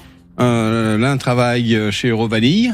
Donc il est extrait de la vanille. Ouais. Voilà. Et ma fille travaille comme vendeuse comptoir chez un fournisseur de peinture. Parfait. Et vous êtes du côté du Pas-de-Calais. Vous avez été touché vous là-bas Oui. Vous êtes en plein dedans. On est en plein dedans. C'est vraiment la cata. Moi, je n'arrête pas de voir des reportages dans le Pas-de-Calais, des gens qui disent mais c'est plus possible, on peut plus habiter dans cette région, quoi. Ça fait 5 semaines que ça dure. Donc ceux qui ont les pieds dans l'eau ont toujours de nouveau les pieds dans l'eau. C'est de la folie. Et quand même, il y a une grande fatigue en fait qui s'installe. Ouais. Une réunion de crise à mener, à ouvrir pour savoir comment fonctionnent les écoulements d'eau dans la région et pour ouvrir des bassins de rétention comme ça se fait en région parisienne. C'est ce qui manque en fait moi j'ai regardé un petit peu la carte pour voir comment c'était foutu. Mais la réunion de crise, on a un nouveau ministre, un nouveau Premier ministre qui arrive. urgence, on fait une réunion de crise sur place, on définit les zones de bassin de rétention et on les ouvre tout de suite. On n'attend pas peut-être qu'un jour ça repleuve de nouveau. Et surtout, on arrête de construire dans des zones qui sont connues comme étant inondables. C'est un autre problème, mais on n'arrête pas et on construit toujours dans zones inondables. Quand on construit rue du Marais, on est rue du Marais. Et rue du Moulin, c'est pareil. Est-ce que vous voulez que je vous serve un petit apéritif à tous les deux? Parce que nous, dans ces cas-là, on va aller faire un tour et vous faites votre petite émission. Oui, voilà. D'accord. Ils étaient là, ils sont comme deux copains. Là, ils sont en train. Il y a une amitié qui est en train de. C'est bien. Bon, alors, il est donc dans le Pas-de-Calais et on embrasse très fort à nos amis du Pas-de-Calais. Et qu'est-ce qui se passe à Hesdin, H-E-S-D-I-N, Céline? Et je vais vous parler de la galette parce qu'une pâtisserie du coin a décidé de mettre comme fève un louis d'or Napoléon dans l'une de ses galettes. Donc c'est plutôt pas mal. Un louis d'or l'année passée, ça valait 350 €. Donc allons-y sur la frangipane. T'imagines si tu l'avales sans vouloir? Ah mince, non. Oui, après ça ressort. De toute façon. Bah oui, ça je sais bien. Merci. À mon âge, je connais le principe du transit intestinal. J'ai déjà été aux toilettes dans ma vie. Non, mais je dis ça doit. C'est louis d'or. Cette émission est très bizarre. Bon, François, en 2 mots, pourquoi êtes-vous parmi nous? Vous avez acheté donc une voiture et aujourd'hui, il ne vous donne pas la carte grise. C'est en résumé tout bête, oui. Qu'est-ce qu'il vous donne comme excuse? Que la NTS, c'est difficile. Ce qui est vrai, mais pas à ce point. Ça fait combien de temps que vous avez acheté la voiture? Mois de juin, donc ça fait maintenant plus de 6 mois. Bon, ouais. Voilà. Donc je n'ai toujours pas de carte grise, et malgré les différents appels. Puis j'ai personnellement été contrôlé aussi avec la NTS, avec les numéros de dossiers. Et alors? Les dossiers en fait ont été refusés. Ça, il vous le dit pas, lui, quand vous l'appelez? Non, il me le dit a posteriori. Bon. Alors, ce qu'on va comprendre dans ce dossier, on vous l'expliquera, Charlotte, c'est qu'apparemment le monsieur il a essayé de vendre une première fois la voiture et puis il y a eu un désistement, donc il a essayé de la revendre une deuxième fois, mais il y a toujours le premier dossier qui traîne. Oui, si j'ai bien compris ce que François nous a indiqué quand il a eu la NTS, on lui a expliqué effectivement que ce vendeur aurait dû aller au bout de la démarche de la carte grise pour l'acquéreur supposé acheter cette voiture qui s'est désistée après, pour ensuite refaire la carte grise au nom de François. Alors c'est vrai que c'est un peu fastidieux pour lui, mais s'il faut en passer par là... Une nouvelle fois, je suis désolé d'avoir à vous redire ça, mais bon, je comprends, vous cherchez des modèles bien particuliers, il n'y en a peut-être pas chez le Peugeot, Renault, Citroën, Toyota de la région, donc on passe par des petits, ce qu'on appelle ces vendeurs, il y en a des milliers qu'on trouve notamment sur le Bon Coin, et on a des histoires comme ça à chaque fois, ce qui n'arrive jamais dans les grandes concessions, parce que la carte grise, ils vous la livrent avec la voiture. Allez, on avance sur ce dossier. Ça peut vous arriver. Bon, François, on va regarder quand même cette voiture. Il voulait s'offrir. Elle valait combien cette voiture? Oh, 5 400 €. Voilà, c'est une petite voiture. Regardez, sous la neige, ça a été pris où ça? À Hesdin. Très bien, voilà, cette belle voiture. Mais aujourd'hui, on est en train de se dire, de quoi il se plaint? Il a quand même une voiture pour 5 000 € et tout, mais sans carte grise, il n'a pas de voiture. Non, c'est hyper dangereux. Sans carte grise, il peut pas rouler. C'était quand la photo là? C'est récent? Oui, c'était quand est-ce qu'il a neigé? Avant Noël, là, je crois. Ah oui, d'accord. Mais vous aviez été exprès à cet endroit-là pour nous? Oui, pas pour vous, mais parce que le bâtiment est tellement beau. Oui, je voulais mettre en avant que des gens. Il y a 2 catégories de téléspectateurs. Celui qui dit tiens, prends une photo à la va-vite, ça lui suffira, l'autre imbécile. Et puis celui qui dit non, il faut honorer l'émission de Monsieur Courbet. Allons trouver un monument pour que la voiture soit en perspective. Sa femme lançait de la neige. Il faisait quand même 34 degrés ce jour-là. Il a donc été appelé quelqu'un qui travaille dans le cinéma pour avoir des canons à neige, etc. Vous l'aviez trouvé comment, ce garagiste? En fait, je ne sais pas le garagiste que je cherchais en particulier. C'est un modèle de voiture très spécifique.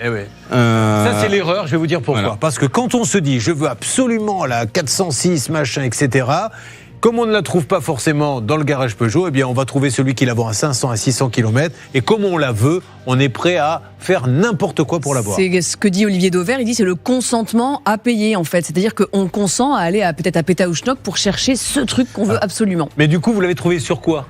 Sur le Bon Coin. Sur le Bon Coin. Voilà. Je me suis déplacé. J'ai été loin de chez vous? Ouais, à 1h10. Non, ça va. Bon. Avant de l'appeler, parce qu'on va lancer l'appel là dans une seconde, c'est imminent et vous allez assister à cette négociation. Sur la société elle-même, Charlotte? Oui, c'est important de regarder un peu à qui on a affaire, parce que là, on a un monsieur, alors c'est pas interdit, mais petit faisceau d'indices quand même, qui visiblement multiplie les activités. À la fois, il a plusieurs entreprises de vente de véhicules automobiles. Il Il est aussi visiblement barbier. En tout cas, il a un salon de barbier à Lens.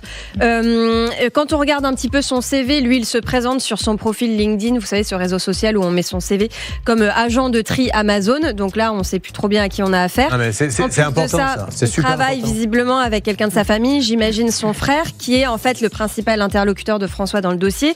Lui aussi a plusieurs entreprises de vente de véhicules, donc tout ça semble un peu nébuleux. C'est des indices, voilà. Est-ce que vous faites vraiment confiance à quelqu'un qui se dit barbier le lundi, vendeur de voitures le mardi, quincailler le mercredi, volailler le jeudi? Je sais pas. Si vous voulez, le problème, c'est qu'à force de tout faire un peu, on fait rien vraiment bien. Donc je pense que si ce monsieur était un peu plus câblé en termes automobiles, c'était pas la mer à boire, l'histoire de la NTS. En fait, il fallait qu'il réimmatricule le dossier, le véhicule à son propre nom du garage, pour pouvoir vous le vendre. Donc c'était quand même assez basique comme démarche. Encore faut-il s'y connaître. C'est l'histoire de 400 €, cette affaire. Donc il serait bien qu'il se bouge un peu. Allez, on essaie de l'appeler. Là, on est à la salle des appels, on essaie par tous les moyens. On va voir ce que ça va donner. Je vous rappelle que Tiffany va nous montrer son appartement. Malheureusement, elle ne sera pas dedans. Vous allez le voir, puisqu'elle est avec nous. Tiffany, on regarde les photos. Donc votre appartement se trouve dans quelle ville? Nice. À Nice. Oh, qui va rencontrer Bordeaux en Coupe de France. Bientôt. On va vous donner l'occasion de briller, vous allez voir. De ce côté-là, tous nos adversaires nous adorent. Alors, ça, c'est votre appartement. Regardez, mesdames et messieurs, on n'est jamais surpris avec les histoires de moisissures. Ça, Sylvain Baron, là, sans être allé chez elle, ça veut dire quoi, ça? En fait, on a des infiltrations d'eau massive à la jonction de la terrasse, ou du toit en tout cas, en partie haute, sur le mur. Voilà, c'est tout. Et là, ça se décolle comme du papier, en fait. Ah oui, bien sûr, bien sûr. L'eau, ça décolle tout, en fait. Ça enlève tout, l'eau. À force de passer. Et là, vous êtes à quel étage, vous? Au 2e. Et il y a des étages au-dessus? Il y en a 5. 5. Alors ça veut dire que c'est forcément. Il y en a partout. Ils ont ça, les autres, ils ont aussi? Non, il y a que moi. Forcément, ça dépend. En fait, la façade, moi, j'ai pu voir les photos qui ont été fournies dans le dossier. La façade est déstructurée dans cette zone-là. Voilà. Ah ouais. Ok. Donc à partir de là, vous êtes sûr d'avoir un peu plus de chances d'avoir d'humidité ici, quoi. C'est un logement social, Charlotte? Oui, tout à fait. C'est effectivement un office public HLM. Et moi, ce qui m'a choqué dans le dossier, c'est que l'ancienne locataire de cet appartement a confié à Tiffany qu'elle l'avait quitté justement à cause des problèmes de moisissure. Et donc, ils n'ont pas eu de souci à le relouer derrière sans rien faire. Quand vous l'avez reloué, il était dans quel état? Propre. Il était propre. Il y avait juste 2 trous sur le plafond que je me suis dit, bon, j'ai juste à les reboucher. Mais sauf que... Ça, tout à l'heure, on en parlera, Anne-Claire, quand ça sera le tour de Tiffany, vous répondrez à cette question. Est-ce qu'à un moment donné, on ne peut pas parler de malhonnêteté intellectuelle quand on dit à quelqu'un, ça a été repeint, effectivement, alors qu'on sait qu'on n'a pas soigné le mal, qu'on n'a fait que du cache-misère. Mais moi, quand j'ai vu le dossier de Tiffany, je me suis dit, je vais pousser un gros coup de gueule parce que c'est limite des marchands de sommeil. Je suis navrée de dire ça, mais en plus, ça goûte, c'est inadmissible, ça n'est pas normal. On se fout des gens. Les organismes de logements sociaux ont des problèmes parce qu'il y a 10 000 demandes, il y a 400, il n'y a pas de budget. Mais moi, ce qui me gêne, c'est, parce que vous êtes la 5e qui nous le dit depuis le début de la saison, quand je suis arrivé, c'était tout propre, ça venait d'être repeint. Donc il repeigne par-dessus un truc qui est plein d'humidité. On va développer ça. Okay. Bon, n'hésitez pas, tous vos problèmes liés au logement, ça peut vous arriver, @m6.fr. Ne manquez pas dans la dernière heure notre dernier gros dossier, arnaque à l'héritage. Vous allez voir un monsieur qui n'est pas content suite au décès de son papa. Un chèque a été signé la veille. Julien Courbet. RTL. Bon, alors nous sommes avec François. François a fait, comme vous faites beaucoup, vous voulez un modèle particulier. Alors, si vous allez chez le Peugeot, Renault, Toyota, Hyundai du coin, soit ils ne l'ont pas parce qu'il y a un parc, soit c'est un peu plus cher et vous dites non, j'ai pas envie de mettre ce prix-là, donc je vais aller sur le Bon Coin et je trouve un petit garagiste qui a le modèle et c'est moitié prix. Au bout du compte, effectivement, il a vraiment le modèle, il a le moitié prix, mais il n'a pas sa voiture puisqu'il n'y a pas de carte grise. On vient d'appeler, on relaisse un message. Nous appelons maintenant, c'est parti, la salle des appels. C'est vous Bernard qui lancez l'appel. Oui, c'est lancé. Nous devrions avoir la sonnerie dans quelques instants pour essayer d'avoir ce monsieur. Ce monsieur qui, je le rappelle, et il a le droit, vend des voitures, mais pas que. Oui, alors le gérant, là, je ne sais pas si on appelle le responsable ou le gérant. Le responsable. Voilà, alors lui, il a plusieurs entreprises auto, mais il n'est pas gérant. Le gérant, lui, il a plusieurs activités. Il est barbier, notamment. On lui laisse un message. Donc là, on appelle le président. Veuillez laisser votre message. Oui, il est pas. Non, on appelle Ahmed. Une fois l'enregistrement terminé, vous pouvez raccrocher. Alors, bonjour, quel est le nom de famille donc de ce monsieur? Ahmed Marsali? C'est ça. Alors, monsieur Ahmed Marsali, bonjour. Julien Courbet à l'appareil. Nous sommes en direct sur RTL en simultané sur M6. Je vous appelle, je suis avec François Compagnon qui nous dit qu'il a acheté une voiture chez vous et qu'il attend la carte grise désespérément depuis. On va dire depuis 2 mois et demi. Depuis 2 mois et demi. Alors il apparaîtrait, Maître Moser, l'avocate de l'émission, vous le dit, qu'en fait il y a un premier dossier qui a déjà été ouvert. C'est ça, vous avez déjà eu 2 refus et en réalité il aurait fallu que vous fassiez immatriculer ce véhicule à votre nom pour en devenir officiellement le propriétaire et pouvoir ensuite le céder à notre ami François. Alors merci Monsieur Marsali. Alors il y a le président également de Classic Auto qui s'appelle Ashraf, qui peut peut-être nous rappeler pour qu'il n'y ait pas de confusion, parce que des Classic Auto, inutile de vous dire qu'il y en a beaucoup. Vous êtes à Avion. Avion, ça se trouve dans le 62. Absolument. Allez, essayez de nous rappeler, monsieur, qu'on règle ce problème d'une manière ou d'une autre. Peut-être qu'on peut essayer d'avoir quand même nos amis de la NTS, s'il vous plaît, la salle des appels, pour en savoir un petit peu plus. Hervé Pouchol ou Bernard ? Oui, écoutez, je vais m'en occuper. Merci beaucoup. Allez, avançons.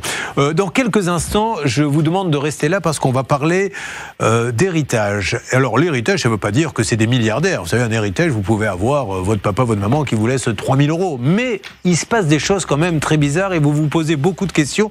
Et d'ailleurs, Stan, on a énormément de questions qui sont arrivées. On aura un spécialiste.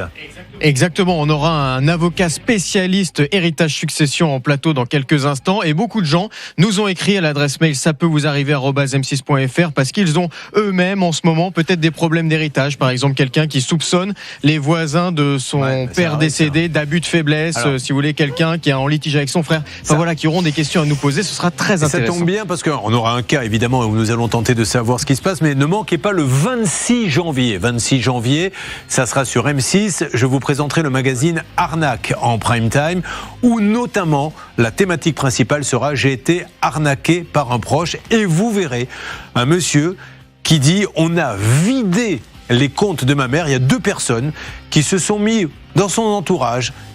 Ça a duré 1 an. Et au bout d'1 an, je me suis aperçu, moi, parce qu'elle ne me parlait pas de ses comptes quand elle est décédée, qu'il y avait des centaines de milliers d'euros, puisque sa maman avait du bien, qui avaient disparu au profit peut-être de ces gens-là. Il y a plein d'histoires comme ça. On parlera aussi de ces femmes, malheureusement. Alors ça peut être aussi des hommes, mais c'est souvent des femmes qui découvrent un jour que le mari est parti dans la nature, qu'il a entretenu 3 autres femmes, qu'il n'y a plus d'argent, qu'il a pris tous les crédits au nom de la femme. Donc les enfants sont ruinés, la femme est ruinée. Il y en a même une qui a découvert, elle ne le savait pas, qu'en fait, elle avait épousé un homme qui avait fait des années de prison. Parce que ça, on ne le demande pas quand on rencontre quelqu'un. Et elle l'a découvert après. Bref, il est incroyable ce numéro. Vous notez bien la date, c'est le 26 janvier.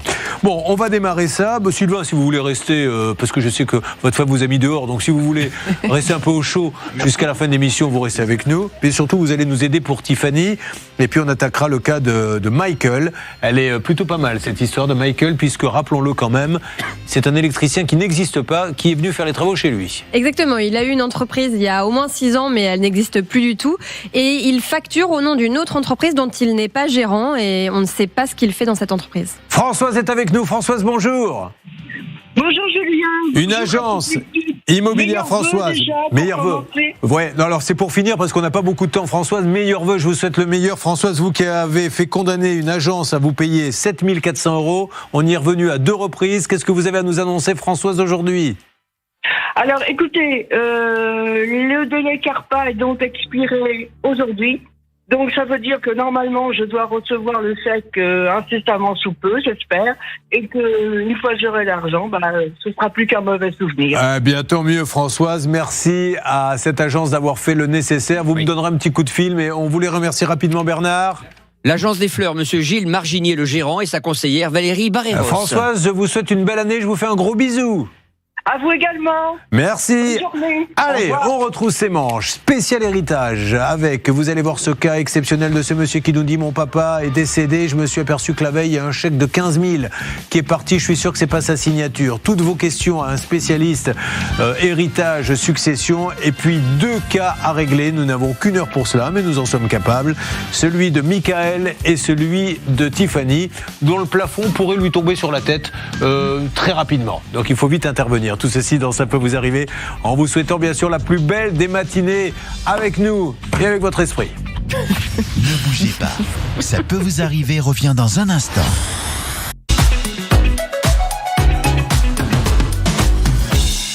Allez, c'est parti pour la 3e heure, mesdames et messieurs. Nous devons régler le cas de Tiffany et celui de Michael, mais nous attaquons tout de suite notre dossier succession héritage avec maître Jérémy Darmon qui vient de nous rejoindre. Bonjour maître.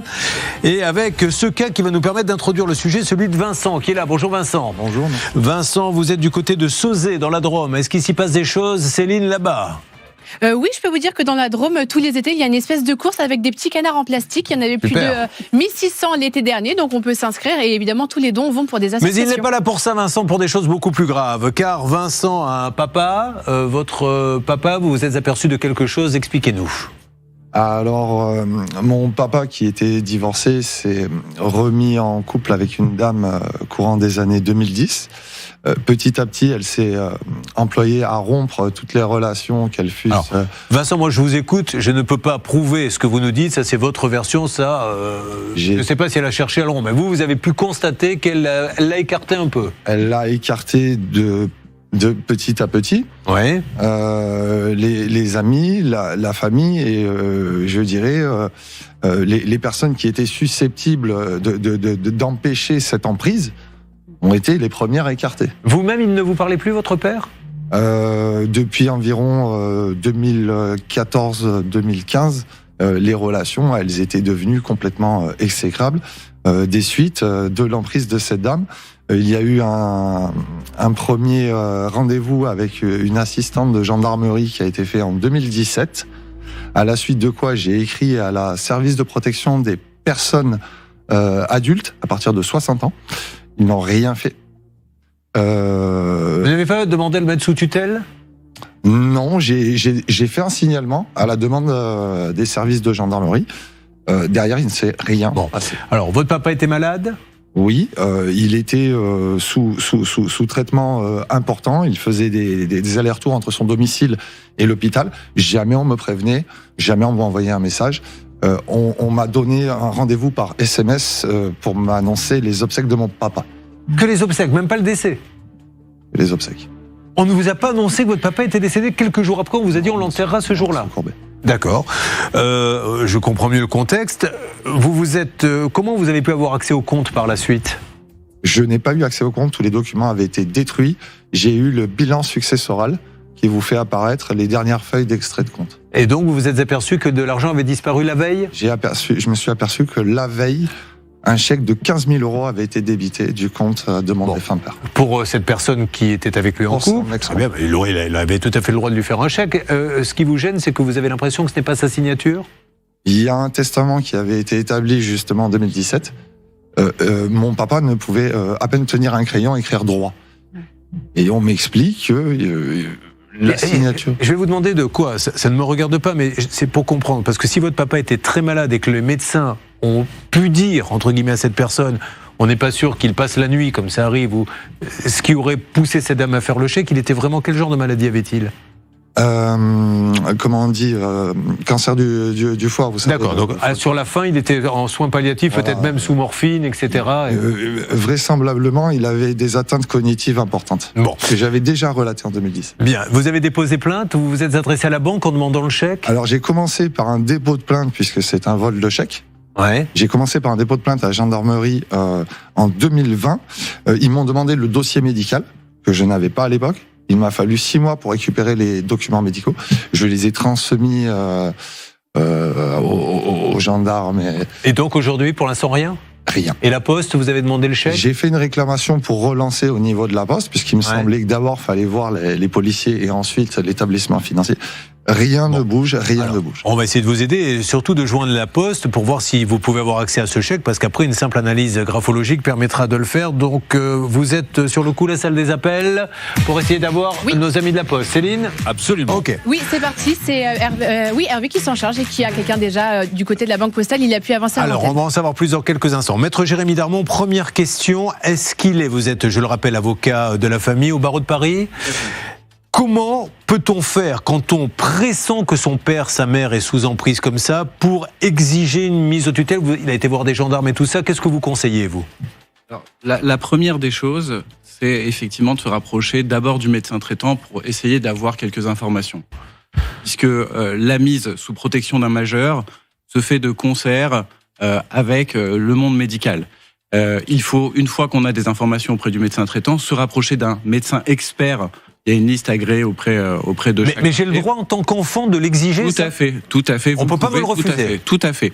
Et une fois que vous avez réussi à obtenir un rendez-vous avec ce médecin expert, vous devez obtenir un rapport circonstancié de ce médecin expert et sur la base, sur les préconisations de ce rapport, saisir ce que l'on appelait avant le juge des tutelles, que l'on appelle aujourd'hui le juge de la protection des contentieux. D'accord. Donc on apprend aujourd'hui que si vous pressentez qu'il se passe des choses avec votre père ou votre mère, vous pouvez exiger qu'un médecin puisse vérifier tout ça. La question maintenant de droit plus classique avec vous, Maître Moser, lui en tant qu'héritier, a-t-il le droit d'exiger ce chèque pour voir si c'est...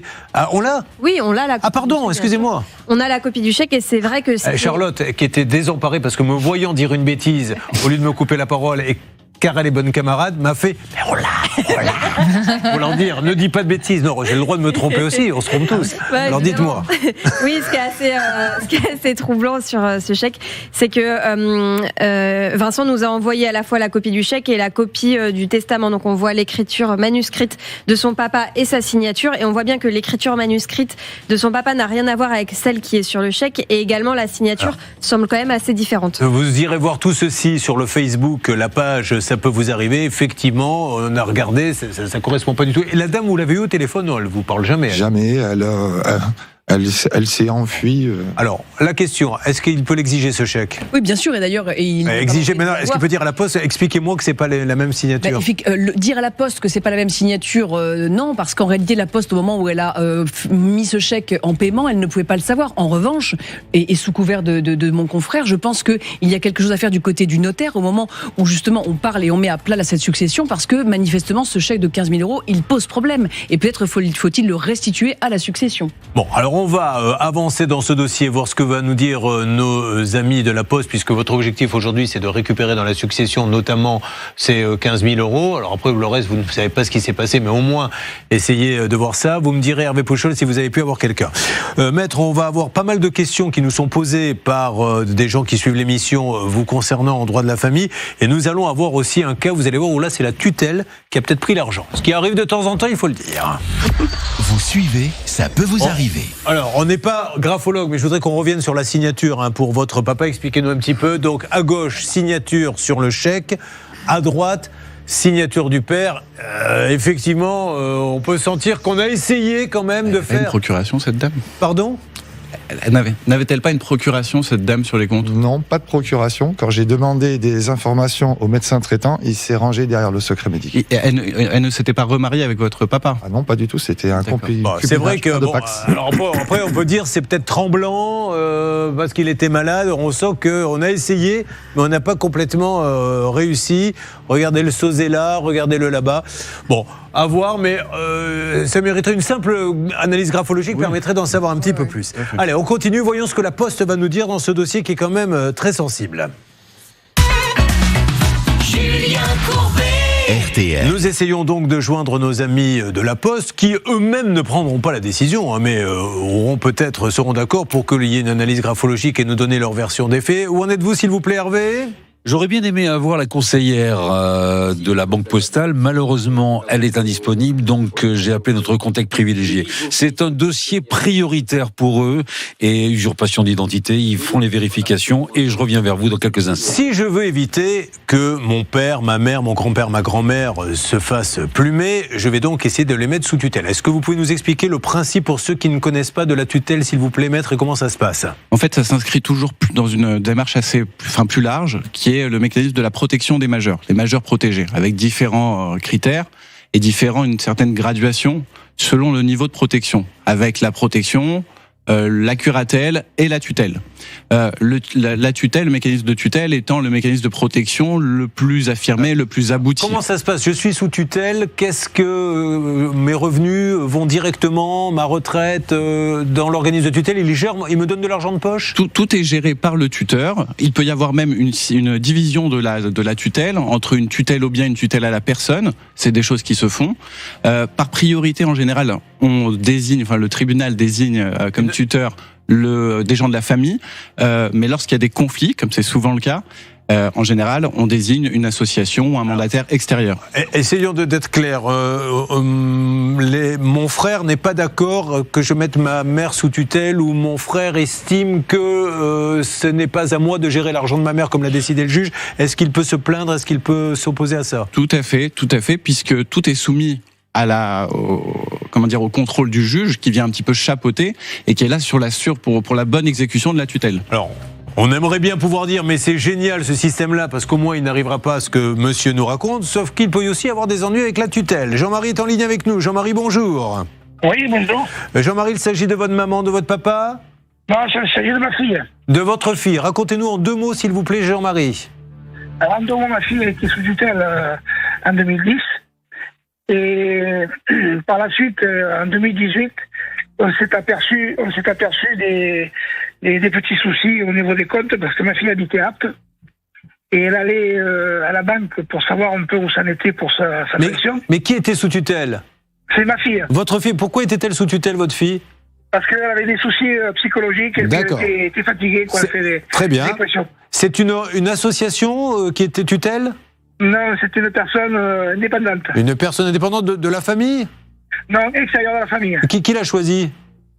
Ben, disons que c'était avec ma belle-sœur qui avait conseillé cette dame. D'accord. Parce que nous, on la connaissait, donc on lui faisait entièrement confiance au début. Vous vous êtes aperçu de quoi alors sur les comptes?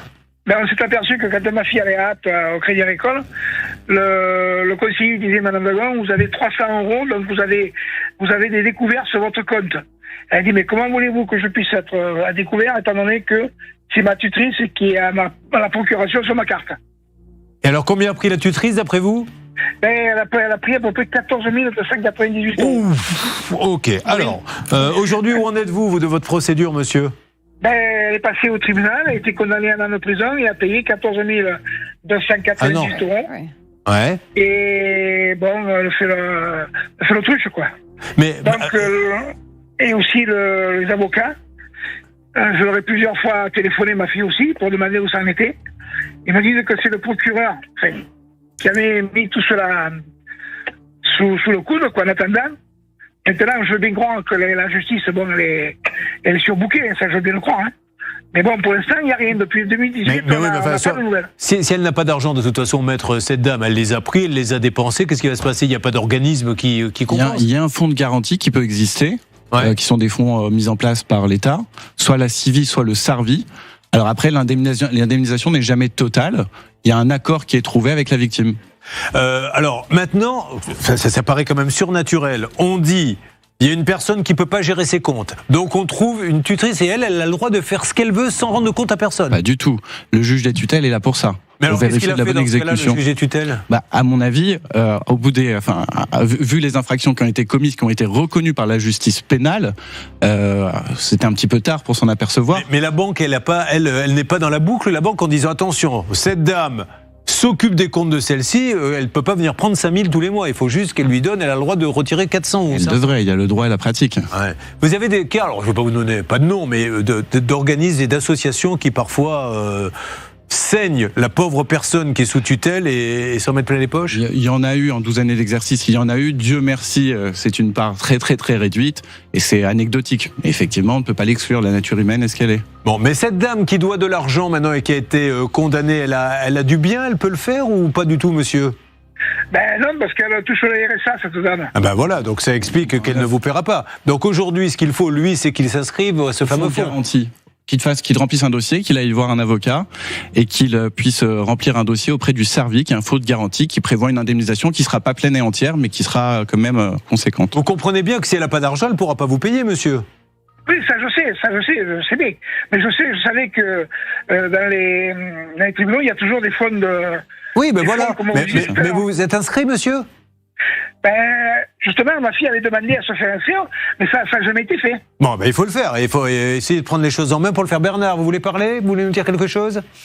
Non, excusez-moi, Julien, j'étais en train de parler du prochain. D'accord, il n'y a pas de souci. Bon, alors il faut le faire, s'inscrire à ce fonds qui remboursera. En ce qui concerne la Poste, est-ce qu'on a bougé pour notre ami Vincent qui est avec nous? Laissons travailler la cellule secrète de la Banque Postale qui est en train de vraiment s'occuper de ce cas qui est très sérieux. On aura du nouveau, peut-être pas aujourd'hui, mais faites confiance à la Banque Postale. Je crois qu'on voulait remercier Stan quelqu'un qui a permis à notre ami Jean-Marie, là, que l'on vient d'entendre, d'être sur notre antenne. Oui, c'est le journaliste de la Marseillaise, Florent de Corbier, qui nous a permis de révéler cette histoire ce matin à tout le monde et de traiter du cas de Jean-Marie à l'antenne. Sachez que nous, ici en salle des appels, on essaye d'appeler la curatrice. Malheureusement, pour le moment, elle ne nous répond pas. Nous allons avoir aussi les cas de Tiffany et de Mickaël dans quelques instants. Et si vous le voulez bien, maître, j'aurai René, Brigitte et Anaïs qui ont des questions à vous poser pour voir. Si les questions ne sont pas trop pointues, on va prendre tout de suite René en ligne. René, bonjour, je vais découvrir la question en même temps que vous. René. Oui, bonjour Julien. Bonjour René. Déjà de vous intéresser à mon petit dossier. Alors voilà. René, est-ce que vous pouvez, mais vraiment en quelques secondes, déjà m'expliquer le problème avant de poser la question, mais vraiment rapidement. Tout à fait, alors voilà, j'ai perdu ma maman en juin 21. Oui. Bon, ma maman, je ne lui parlais plus depuis très très longtemps, depuis plus de... René, ans, excusez-moi, comme j'ai pas beaucoup de temps, on va le faire juste après la pause qu'on va marquer. Quelle est votre question en fait, René ?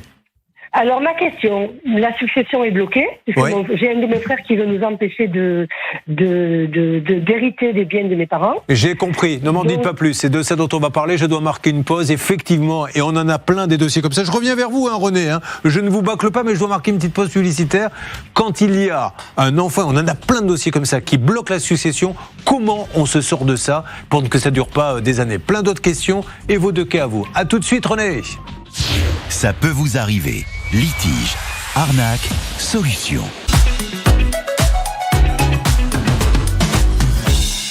Dans quelques instants, appel pour Tiffany, dont le plafond va lui tomber sur la tête tellement il y a d'humidité dans son logement social. Et puis l'histoire incroyable également de Mickaël qui a fait appel à un électricien qui en fait n'a pas de société. On vient de découvrir qu'elle était fantôme. Là, nous sommes en plein dans les héritages, les successions. Et une question qui est posée au 3210 par René ou bien par ça peut vous arriver @m6.fr. Donc René, j'ai bien compris ce que vous étiez en train de nous dire. L'héritage est bloqué parce que un de vos frère. Qu'est-ce qu'il réclame, votre frère, très exactement ?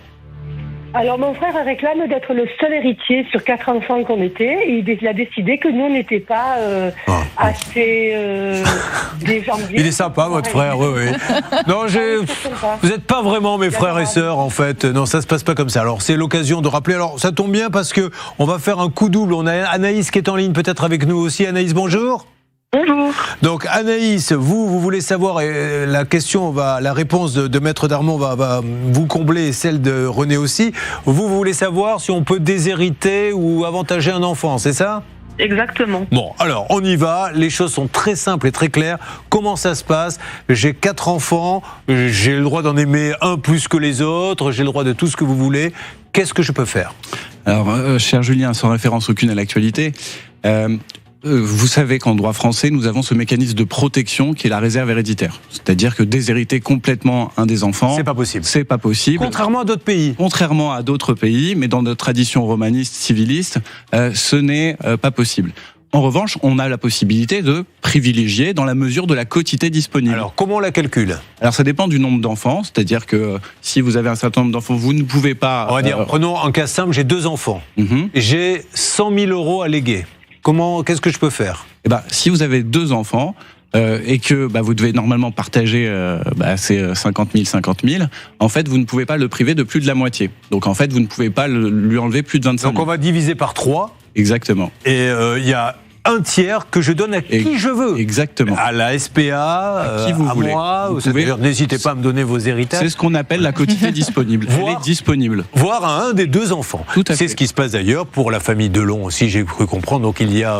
non, mais de toute façon, on ne dit pas. Je ne parle pas d'un dossier dont je ne suis pas en charge. Non, mais bien sûr, mais j'ai cru comprendre qu'il y a 3 enfants et qu'il a donné sa part. Alain Delon a le droit de donner la part qu'il veut.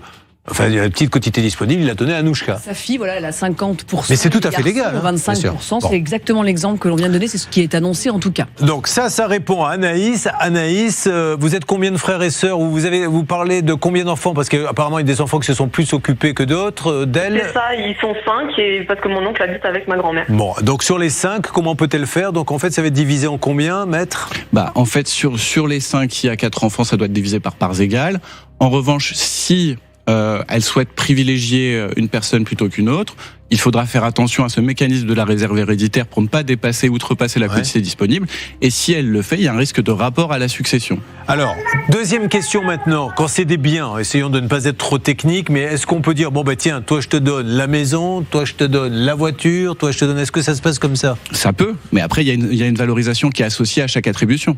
C'est-à-dire que s'il y a une belle maison qui vaut 200 000 et un petit appartement qui vaut 80 000, celui qui a l'appartement de 80 000, il pourrait dire, attendez, moi il me manque les 120 000 de la maison qui n'ont pas été comptés, donc il faut une compensation. Tout à fait. Ouais, voilà. Ça vous répond, ça répond à votre question, Anaïs?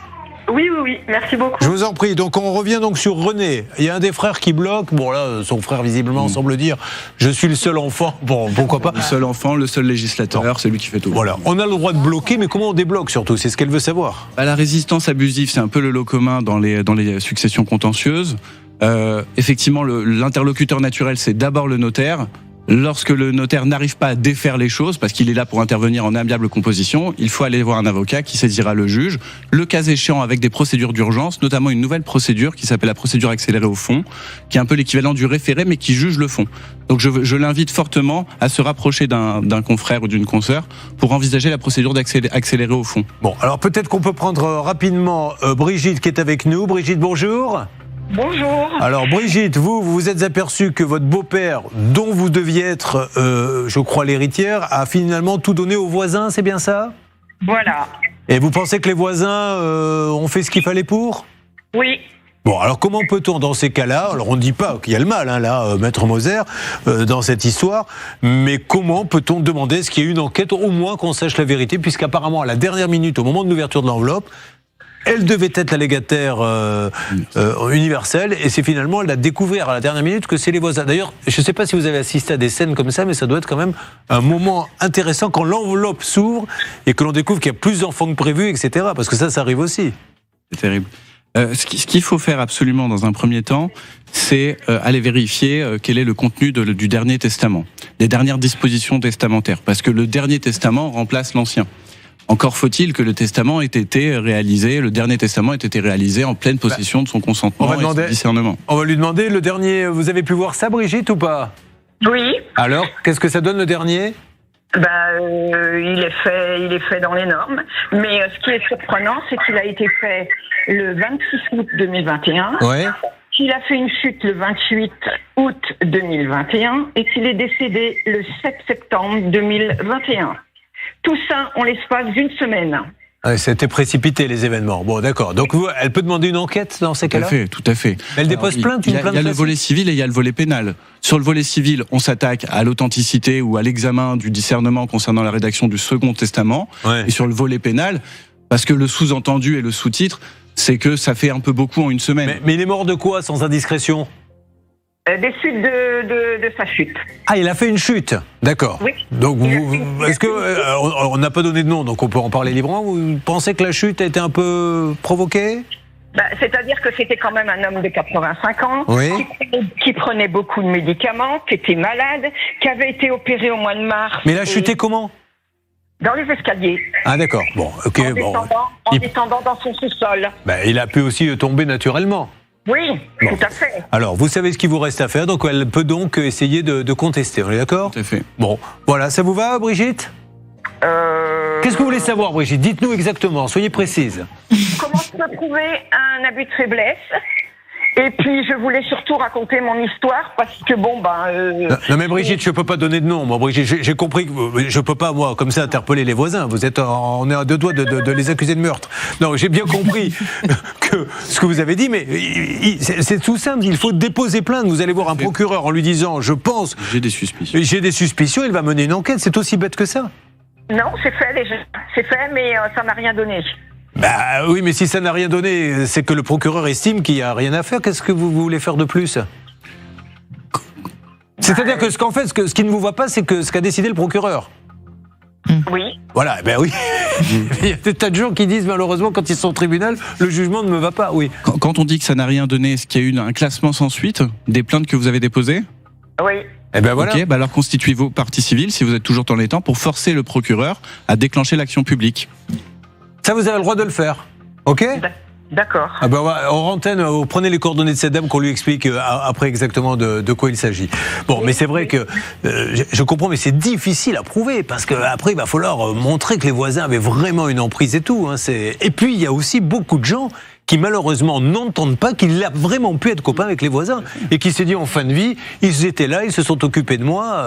C'est super compliqué ces histoires. D'autant que dans ce cas-là, si j'ai bien compris, c'est la belle-fille, donc il n'y a pas de lien filiationnel. Oui. Donc, par l'effet de la loi, normalement, elle n'a le droit à rien. C'est que par l'effet testamentaire, si tant est que le testament, le sien, soit valable. Bon, je rappelle que nous sommes toujours sur le cas de Vincent. La Poste est en train de réfléchir à Hervé Pouchol concernant son cas. Rappelez-le pour ceux qui viennent de nous rejoindre, Charlotte. C'est une voiture qu'il a achetée un petit peu plus de 5 000 euros. Non, j'ai dit Vincent. Vincent, c'est pas la voiture. Vincent, c'est le monsieur qui est en face.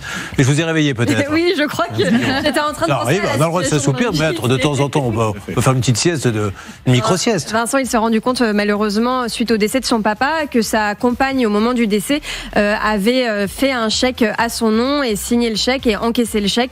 Il est persuadé que ce n'est pas son père qui a fait ce chèque, puisqu'il n'était pas, visiblement, d'après ce qu'il nous dit, en état de le faire. Bon, on s'occupe de ça. Maître, on va vous remercier 1000 fois d'être venu nous expliquer tout ça. Je rappelle que vous êtes avocat au barreau de Paris, expert en droit de la famille. Donc, si vous avez des problèmes, c'est chez vous qu'il faut aller. Merci pour votre accueil. Merci, maître. Bon, Tiffany, un plafond, vous avez peur qu'il vous tombe dessus un jour ou l'autre ? Celui des toilettes, il m'est tombé dessus. Vous avez, voilà, vous qui êtes en train de déjeuner, enfin une histoire intéressante. Le plafond des toilettes lui est tombé sur la tête et Michael qui a trouvé l'artisan du siècle, celui qui vient faire des travaux chez vous avec une société qui en fait n'existe pas. C'est de cela dont il sera question si vous restez avec nous dans Ça peut vous arriver, bien sûr, en attaque. Ça peut vous arriver à votre service. Alors, on repart dans l'appartement de Tiffany. Sylvain Baron, vous nous avez rejoint. Regardez les dégâts. Donc, on s'aperçoit qu'il y a tellement d'humidité. Alors ça, c'est la douche. C'est ça. Voilà, bon, la douche, catastrophe, logement social. Là aussi, c'était bien repeint quand vous êtes arrivé ? C'était de la toile de verre dessus. Qu'est-ce que c'est de la toile de verre ? Une toile de verre, c'est un support sur lequel on va peindre qui a été collé pour camoufler. En général, on met de la toile de verre pour camoufler des problèmes. Mais c'est fou. Non, alors là, on se pose la question, encore une fois, moi, les organismes, heureusement, ils sont rares, mais qui relouent des logements sociaux après avoir fait du maquillage, c'est quand même limite. Hein. Julien, c'est ultra limite. Julien, on voit que ce bâtiment est très peu isolé. Je pense que l'hiver, vous devez vous cailler un peu les meules. Pardon, elle se caille alors, quand on dit elle se caille les meules se situent à... Qu'est-ce que vous appelez les meules ? Les fesses, quoi. Ah, d'accord, ok. Très bien. Donc, quand on voit, en fait, donc vous caillez les meules, madame, ou pas ? Oui, d'accord. Ok. Alors, on voit bien, en fait, que c'est peu ou pas isolé. Donc, ce type de bâtiment, vous aurez en tout cas des problèmes de condensation, donc de moisissure par défaut. Là, en plus de ça, on a une façade qui est fracturée, qui a beaucoup vieilli et qui est fissurée dans tous les coins, qui nécessite un ravalement. Donc, si on fait rien, on aura toujours des problèmes d'infiltration d'eau. Regardez. C'est horrible. Mais vous, c'est honteux. Ça, c'est dans les toilettes, ça. Ça, c'est les toilettes. Donc, ça, vous l'avez pris sur votre tête. Oui, c'était deux petits trous. J'ai sur votre tête, ça aurait pu être sur les meules également. Oui, c'était deux, bah, tiens, on sait pas. Parce qu'on est dans la thématique. Oui, c'était deux petits trous à la base. Avec l'infiltration d'eau, tout le plafond, il tombe. C'est dégueulasse. Alors, qu'est-ce que vous disent ces gens maintenant, aujourd'hui, quand vous leur dites, parce que là, on peut parler d'un taudis, enfin, je vois pas... c'est indigne, c'est de l'habitat indigne. Qu'est-ce qu'ils vous disent ? À l'heure d'aujourd'hui, moi, je demande à déménager parce que je ne peux pas vivre comme ça avec mes 2 enfants en bas âge. Ils me disent qu'ils doivent continuer les recherches de fuite. Mais non, mais c'est honteux. Mais comment ça, c'est honteux ? Non, mais ils arrêtent. Enfin, faut pas sortir de Saint-Cyr pour comprendre d'où ça vient quand même. Ça vient d'où ? Ça vient de la façade. Ça vient principalement de la façade. Il y a un traitement à prévoir en façade. Alors, remettez la façade. Les photos. Quand vous regardez les photos, je sais pas, la tête que ça donne déjà une petite idée. Ça nécessite un ravalement. Et comme c'est un bâtiment qui est peu ou pas isolé, on en profite pour faire une isolation par l'extérieur. Alors, mais au-delà de ça, en admettant qu'ils recherchent la façade, vous payez votre loyer ? Oui. Vous payez combien ? 470. Voilà, donc au moins, au pire, lui dire il nous faut du temps pour récupérer, savoir d'où vient la fuite. Au moins, on pourrait lui dire tu vas pas payer le loyer puisque tu n'as pas la jouissance. Alors, ils ont proposé, je crois, une réduction du loyer. Ils m'ont pas dit encore. Et ils m'ont dit par téléphone qu'ils allaient me faire. Et vous ont dit ça quand ? Mi-décembre. Mais à l'heure d'aujourd'hui, je n'ai toujours aucune rien. Nouvelle. Rien. C'est bien gentil. Ça lui fait une belle jambe, franchement, parce que c'est honteux, c'est vraiment indigne, tout à fait indigne comme habitation. Charlotte. Il y a un élément qui est vraiment absurde, c'est que l'ancienne locataire de ce logement a écrit à Tiffany qu'elle avait vécu 10 ans là-bas, qu'au bout de 3 ans, elle avait connu des problèmes d'humidité, qu'elle s'était plainte à plusieurs reprises, qu'ils n'avaient rien fait et qu'ils avaient fini par la reloger étant donné l'insalubrité. Ah non, elle est partie d'elle-même. Elle est partie d'elle-même étant donné l'insalubrité. Faites pas la meilleure émission de l'année. Mais attention, vous avez mis le niveau tellement haut les autres émissions que là, je vous pardonne. Vous n'êtes pas sympa parce que, ok, on sort un peu de route depuis 10 minutes, mais avant ça, je trouvais que j'étais plutôt au niveau. Alors, dites-moi, comme quoi il faut faire une pause. Elle s'impose, c'est ce qu'ils vous mettent sur les autoroutes pour ne pas sortir de la route. Alors, dites-nous. Donc, l'ancienne locataire a fini par partir d'elle-même de ce logement, tellement elle n'en pouvait plus et tellement rien n'était fait par l'office HLM. C'est mes moments préférés quand vous avez le journaliste qui raconte l'histoire et que vous avez en face la personne qui l'a vécu qui fait des signes de la tête en faisant comme ça. Et donc, cette personne, Julien, devait rentrer dans l'appartement en janvier. Ah non, alors en fait, elle ne devait pas rentrer. Ah, c'était pas cet appartement, d'accord. Ah, on vous a volé une voiture, vous? Ah, moi, je me suis... C'était à peu près, mais ça marche quand même, on résout quand même les cas. Bon, on va les appeler, ces gens-là. On va les déranger juste avant la pause déjeuner pour pouvoir avoir un relogement, parce que là, de toute façon, il y en a pour des mois de travaux, je pense. Allez, c'est parti avec notre Sylvain Baron dans une forme exceptionnelle, il faut le dire aujourd'hui.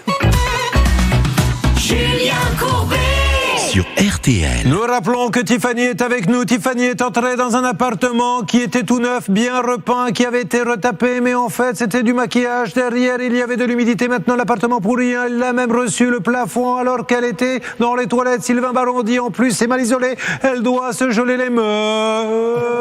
Car vous n'avez peut-être pas entendu, Sylvain Baron a quand même osé dire, là c'est maintenant devenu sans filtre cette émission, madame j'ai vu votre dossier, vous devez vous geler les meules. Bon, peu importe, nous avons l'organisme Côte d'Azur Habitat. Waouh, ça fait rêver. Qui est en ligne là-bas? Celle des appels. Alors, j'ai réussi à joindre quelqu'un chez Côte d'Azur Habitat. Donc là, c'est le service communication qui ne peut pas évidemment prendre la parole. En général, un service communication ne prend jamais la parole. C'est mal nommé. C'est le service de non-communication. C'est exactement ça. Mais j'ai quand même vécu quelque chose d'assez lunaire. Là, ça fait un quart d'heure qu'on essaye d'avoir quelqu'un. Donc j'ai appelé Monsieur Kadouri, qui est le responsable secteur, gestionnaire de patrimoine dans ce secteur pour ce bâtiment en l'occurrence. Et j'ai cru que c'était une caméra cachée. En fait, il m'a dit non, mais c'est top secret, je peux pas en parler. Et je dis alors c'est top secret, oui, mais on est hors antenne. Est-ce qu'on pourrait quand même en savoir plus? Et concrètement, il n'a jamais voulu me dire quelque chose sur ce dossier. Finalement, il m'a orienté vers un autre numéro sans me donner le numéro de téléphone, sans me donner le nom de quelqu'un. Donc, je ne sais pas comment j'ai pu atterrir chez quelqu'un, une dame très charmante, qui a réussi à s'entretenir avec ce monsieur et qui me dit, de toute façon, il n'y a pas d'humidité dans ce logement. Non. Moi, j'y suis allée récemment, tout va bien, il n'y a pas besoin d'être logé, il n'y a pas besoin de d'appartement, il faut lui expliquer. Bon, alors, écoutez, tant mieux, parce que le ridicule ne tuant pas, on va tous rester en vie. Au moins, ils sont au courant. Donc, amis de Côte d'Azur Habitat à Nice, je veux bien, on va vous montrer les photos et vous allez aller les voir sur le Facebook, la page ça peut vous arriver. Si ça, c'est pas de l'humidité, et je pense que voir la photo de la cuisine avec le mur, là, le plafond qui pend, c'est se moquer. En plus, cette dame nous dit que quand elle est arrivée, comme par hasard, c'était bien frais. Cette dame nous dit que l'ancienne locataire lui dit « je suis parti parce que c'était truffé d'humidité ». Donc vous auriez, je mets ça au conditionnel, fait du trompe-l'œil. C'est des méthodes très particulières. On essaie d'arranger les choses, il n'y a rien de top secret. Si vous voulez y aller, alors je ne sais pas, ils sont venus chez vous quand ? Ils sont venus chez moi il y a plus de 3 mois. Et c'était déjà comme ça ? C'était déjà comme ça. Et vous a vraiment dit, Céline, parce qu'il faut être précis, il n'y a pas d'humidité chez elle ? Il m'a dit que suite à l'intervention du bailleur social, il n'y avait plus d'humidité dans le logement. Sur des problèmes, c'est pas des petits problèmes, c'est pas j'ai commandé un iPhone, je l'ai jamais reçu. C'est des problèmes graves, elle vit. Vous avez des enfants ? 2 enfants. Voilà, donc il y a plein d'humidité, c'est une catastrophe, c'est un taudis. Être capable de dire mais non, mais il n'y a pas d'humidité, elle vous raconte n'importe quoi. Je trouve ça particulièrement dégradant. C'est se moquer du monde. On a vu des vidéos et des photos qui seront sur le Facebook. Moi, je vois le tapis allongé du bébé, un mur dégoûtant, plein d'humidité. Ça me fend le cœur, voyez-vous, parce que je trouve que ça n'est pas normal. Il y a aussi à aller voir des vidéos où on voit l'eau qui tombe. Mince, comment on peut dire décemment qu'il n'y a pas d'humidité alors que ça dégouline ? Bien sûr. Et donc, est-ce qu'il dépend celui-ci de la mairie ? Parce que souvent, les logements sociaux, oui. Bon, alors, Monsieur Estrosi, qui est le maire de Nice, pourrait intervenir aussi. Mais là, on va essayer d'avancer avec le directeur d'agence, Eric Escato. Alors, Monsieur Escato, il y a quelqu'un qui est allé là-bas et qui n'a pas vu d'humidité. peut-être un petit chin-chin d'Aflelou, histoire de jeter un petit coup d'œil, hein, ou les frères Lissac, ou qui vous voulez, Optique 2000. Et puis nous avons le président, c'est Jérôme Taconnet, ou Anthony Boré. Voilà, Anthony Boré. Il faut que ça bouge maintenant assez rapidement. Il faut l'horloger parce que il suffit pas de remettre un coup de pinceau pour couillonner le prochain. Il faut maintenant qu'il y ait de vrais travaux de la façade. Effectivement, Julien, il faut travailler sur l'origine du problème, non pas les conséquences, parce que ça sert absolument à rien. De repeindre sans arrêt, ça n'avancera pas le problème. Il faut étancher la façade et terminer. On n'aura plus de problème. Vous avez une écharpe autour du cou, je vous le rappelle. Oui, monsieur. Ça ressemble à un cadeau de Noël ou de fête des pères d'un cousin. Ça, c'est ce qu'on offre en général quand on ne sait pas quoi offrir. Qui vous l'a offert ? Ma chère et tendre. Ah ouais, d'accord. Bah ouais, vous êtes vraiment en fin de relation. Donc nous allons, on l'embrasse. Allez, elle est avec vous. Ah bah, le lâche pas. Quand on a un homme comme ça, vous pensez bien qu'on le laisse pas seul partir dans la nature. Nous avons Mickaël qui est là. Alors Mickaël, on va lancer l'appel vraiment très très vite. L'histoire, elle est simple. Comment vous l'avez trouvé, l'électricien ? Par le biais d'un autre électricien qui avait pas le temps de faire mon chantier. Et voilà, il est venu chez vous. Il a travaillé, l'électricien en question, chez vous ? Oui, il a travaillé un peu. Et qu'est-ce qu'il a fait ? Bien, pas bien ? Il a rien fini, quoi. Hein. Mes volets électriques qui fonctionnent pas, porte de garage, pas d'électricité dans les chambres des enfants. Ils montent avec des frontales dans les couloirs. Et comment on rappelle qu'il s'est aperçu donc que l'électricien n'existe pas ? Il n'y a pas de société où elle a été radiée, dites-nous. En fait, donc ce monsieur a une entreprise individuelle qui a été fermée en 2018. Sur son devis, il écrit société en cours d'immatriculation. Visiblement, donc. On a le droit de travailler en étant en cours. Oui, on peut. Oui. D'accord. Pendant un délai de 6 mois, je crois, max. Et ensuite, il a finalement facturé au nom d'une autre entreprise qui n'a rien à voir, qui n'est même pas électricien. D'accord. Et dont on n'a pas les coordonnées. Donc voilà, tout le mystère tourne autour de cette personne Comment il qui est va ? venue. Il est là. Monsieur Chab. Allô, on y va. Allô ? Oui, bonjour. Bonjour. Alors, je me présente, monsieur. Ne raccrochez pas, vous allez être un petit peu surpris. C'est Julien Courbet. On est en direct sur la radio RTL et en simultané M6. Monsieur Chab, je suis avec Mickaël Mangès. Alors, expliquez-lui en 2 mots pourquoi vous êtes avec nous. Parce qu'il nous répond plus à nos appels, il nous a bloqué les numéros, il vient plus finir le chantier. Alors, qu'est-ce qui se passe sur ce chantier, monsieur ? Allô ? Oui. Désolé, je suis en train de conduire, donc des fois je capte pas. Alors juste, il y a 2 questions qu'on voulait vous poser. Pourquoi le chantier, il n'est pas fini ? Apparemment, il y a pas mal de choses. Et apparemment, vous n'avez pas de société, monsieur Chab. Si, écoutez, c'est passé, j'allais finir. J'ai juste eu un contretemps en ce moment, et puis il est au courant de toute façon. Mais vous avez une société ou pas ? On la trouve pas, nous. Elle s'appelle comment, votre société ? C'était une micro-entreprise. D'accord, mais elle existe. Elle est fermée. Oui, je vous explique, de base, le chantier, ça devait être un chantier qui devait se faire au black. C'était convenu avec le client, donc il n'y a pas besoin d'avoir une société pour ça. D'accord. 17 000 balles. Donc du coup, on a fait les travaux, et puis après, j'ai eu un petit contretemps, mais ça va se finir. Mais donc, ok, le black. Donc vous deviez répondre à ça, le payer au black. Vous l'avez payé comment d'ailleurs, ce monsieur ? Par chèque, chèque qu'il a encaissé. Pourquoi ça n'a pas été fait au black alors ? Puisqu'il vous a fait un chèque ? Parce que lui, il ne pouvait pas me donner en liquide. Il a bien raison, c'est interdit. Donc, c'est la première chose. Deuxième chose, votre société, il est marqué qu'elle est en cours d'immatriculation, mais elle n'est toujours pas immatriculée. Vous l'avez facturée sur la société de quelqu'un d'autre. Laquelle d'ailleurs ? Oui, c'est une entreprise au nom d'une autre personne. Ça s'appelle HMO, dont le gérant est Henri Aziza. Henri Aziz, c'est qui en fait ? C'était une autre société, un collègue qui avait une société à l'époque sur laquelle je... Mais monsieur, c'est super illégal, vous le savez tout ça ? Non, mais je sais, mais déjà que je faisais au black, donc je sais que c'était pas légal, mais de base, c'était convenu comme ça. Bon, ok. Donc, c'est pas comme s'il n'était pas au courant. Non, mais d'accord, mais c'est pas parce qu'il est au courant. C'est pas parce qu'il est au courant que vous devez pas travailler au black comme ça, monsieur. Et au moins finissez les travaux, si vous. Enfin, je sais pas, c'est le minimum, non ?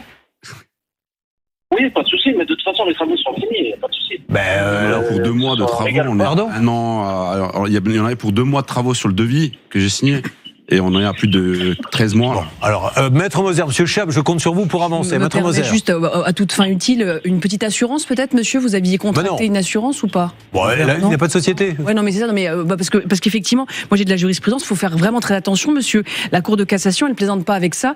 J'ai des condamnations avec des responsabilités personnelles de personnes comme vous qui n'avaient pas de société. Donc soyez très vigilants parce que la Cour d'appel condamne aussi. Alors, Charlotte. J'ai quand même un indice qui me laisse croire que Mickaël ne savait absolument pas que vous étiez censé faire du black. Vous avez facturé de la TVA. Donc quand on travaille au black, en général, on facture pas de TVA. C'est pas très logique. Et puis qu'est-ce qu'il Non, mais je vous explique. De base, c'est tout simple. Il est au courant parce que moi, de toute manière, le matériel, je le prends avec la TVA. Donc j'ai pas de société, je suis pas remboursé sur la TVA. Donc on était convenu sur un prix où je prenais la moitié de la TVA que je payais de ma part et que lui, il reprenait. Oula. Et là, c'est le parrain 2 là qu'on est en train de faire. Bon, on va arrêter tout. Ce qui veut maintenant, finissez les travaux, Monsieur Chat, parce que vous mettez dans une merde noire. Ça sera fini. Mais vos copains aussi, là, je sais plus comment il s'appelle l'autre société. Comment elle s'appelle? HMO, avenue de Friedland. Je doute fort qu'avenue, ça doit être une boîte aux lettres, avenue de Friedland à Paris, HMO. Et Henri Aziza, vous allez vous retrouver tous les deux devant le tribunal. Je peux vous dire, ça va faire mal l'histoire. Donc finissez, au moins appelez-le. Apparemment, vous l'avez bloqué. J'ai un autre problème. Et vous avez bloqué ou pas? Ça sera fini de toute manière. Pardon? Ça sera fini, vous inquiétez pas. Bon, alors, il va vous appeler. Oui, Sylvain. J'ai un autre problème parce que moi j'ai regardé les photos, je suis pas allé sur le chantier et on regarde les photos, le tableau c'est du grand n'importe quoi. C'est-à-dire qu'il faut tout recommencer, il faut tout réadresser. Ils ont mis des câbles dans tous les sens, il y a rien d'adressé et on a ce qu'on appelle des rangées en bas, en haut, à droite, à gauche, on a mélangé le courant fort, le courant faible. C'est un peu n'importe quoi. Faites attention, monsieur. Je vous assure, c'est très grave. Quand est-ce que vous non. Ok. Je sais très bien ce que je fais, vous inquiétez pas. On sait ce que vous faites. Ranger en haut, en bas, de toute manière, il y a une nomenclature dessus, donc il n'y aura pas de souci. Ça marche. Alors, quand est-ce que vous pouvez aller chez lui? Écoutez, je vais le rappeler au plus vite ce week-end. Et puis, bon, alors, lundi matin, je m'adresse donc à Mickaël. Lundi matin, vous m'appelez, vous me dites ce que vous a dit ce monsieur. Si vous a pas appelé lundi matin, on se permettra de le rappeler ou de rappeler HMO, parce que du coup, HMO, ils sont dans le coup. Puisque c'est eux qui facturent, donc on va leur dire pourquoi vous venez pas alors que vous avez pris une facturation. Bon, alors je compte sur vous pour l'appeler ce week-end. Sylvain, un dernier mot rapide. C'est que en fait, quand l'installation électrique sera terminée, moi je vous invite à faire contrôler par le consuel. Il passe, il visite, il vous dit blanc-noir. C'est-à-dire que ça sera vite fait. Et si c'est pas bien fait, vous payez pas. Mais vous payerez que si vous avez le contrôle. Ok. Allez, on y va. Je compte sur vous et lundi matin je l'appelle et vous, comme ça, il me dit que tout a été réglé entre vous et que vous allez pouvoir avancer. D'accord? C'est bon. Merci à vous, merci Quittez beaucoup. Pas, monsieur. Récupérez l'appel. C'était donc qu'il n'y ait pas de confusion. Mohamed Chab, donc c'est OHM Solutions, mais je crois que ça n'existe pas, et qui facture sous le nom de HMO et de Henri Aziza, et que tout ceci était au black, c'était convenu comme ça, mais malgré tout, j'ai pris le paiement par chèque, et il y avait la TVA, c'est à cause des travaux, parce que mon frère m'avait dit qu'en fait, s'il neigeait pas, ça serait pas possible. Voilà où nous en sommes. Elle est pas belle cette émission. Vous n'êtes pas venu pour rien, monsieur Baron. Allez, formidable. Ça bouge sur les autres dossiers. Restez parce que là on a du nouveau pour tout le monde. Allez, c'est parti. Enfin, peut-être pas pour tout le monde. Ça peut vous arriver. Conseils, règles d'or pour améliorer votre quotidien.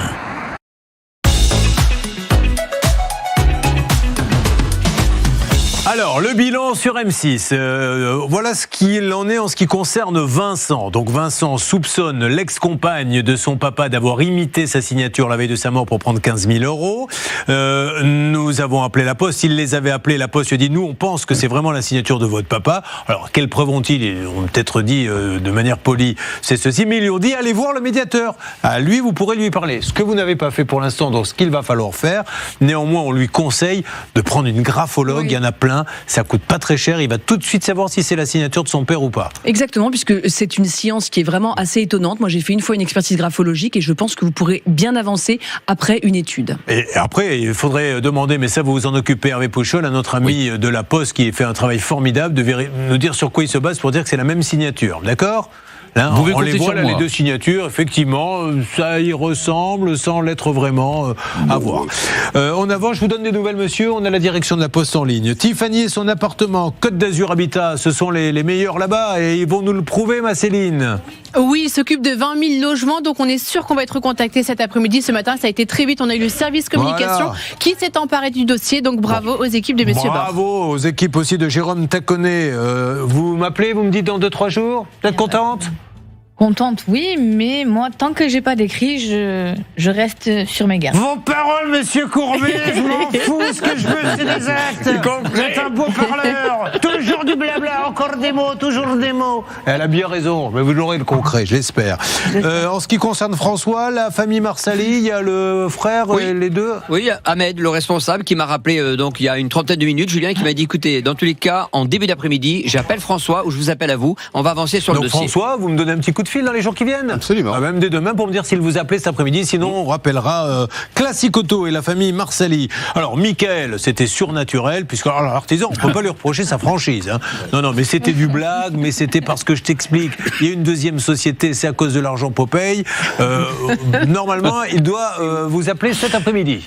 Non, il l'appelle samedi matin, en fin de matinée. Et si samedi vous n'avez pas eu de nouvelles, lundi vous êtes de nouveau là et nous rappellerons OHM Solutions de Mohamed Chab. Ok ? Voilà, on rappelle qu'il cherche un poste d'entraîneur de football. Alors, lui, de ce côté-là, attention, il n'a pas le melon. Bayern de Munich, Manchester City, Paris Saint-Germain. Non, c'est bon, c'est pas plaisanter. Ça, c'était avant. Très bien. Alors, j'ai un ingénieur en bâtiment qui s'appelle Sylvain Baron qui est là. Vous savez qu'il y a une association qui s'appelle Suzy Handicap, qu'on défend. Vous avez été nombreux à donner. Elle récupère des chiens qui ont tellement été battus qu'ils en sont handicapés. Elle nous a d'ailleurs envoyé une petite photo. Il y a la neige. Là-bas au refuge, on va voir cette photo. Voilà. Alors, aménager des petits chariots exprès pour qu'ils puissent glisser. Mais tout ça, c'est du souci. Il y en a, c'est des dizaines et des dizaines. Elle a une salle. Elle existe déjà, mais cette salle, il faut entièrement l'équiper pour que ça devienne une salle de soins. Donc, vérifier, toiture et tout ça.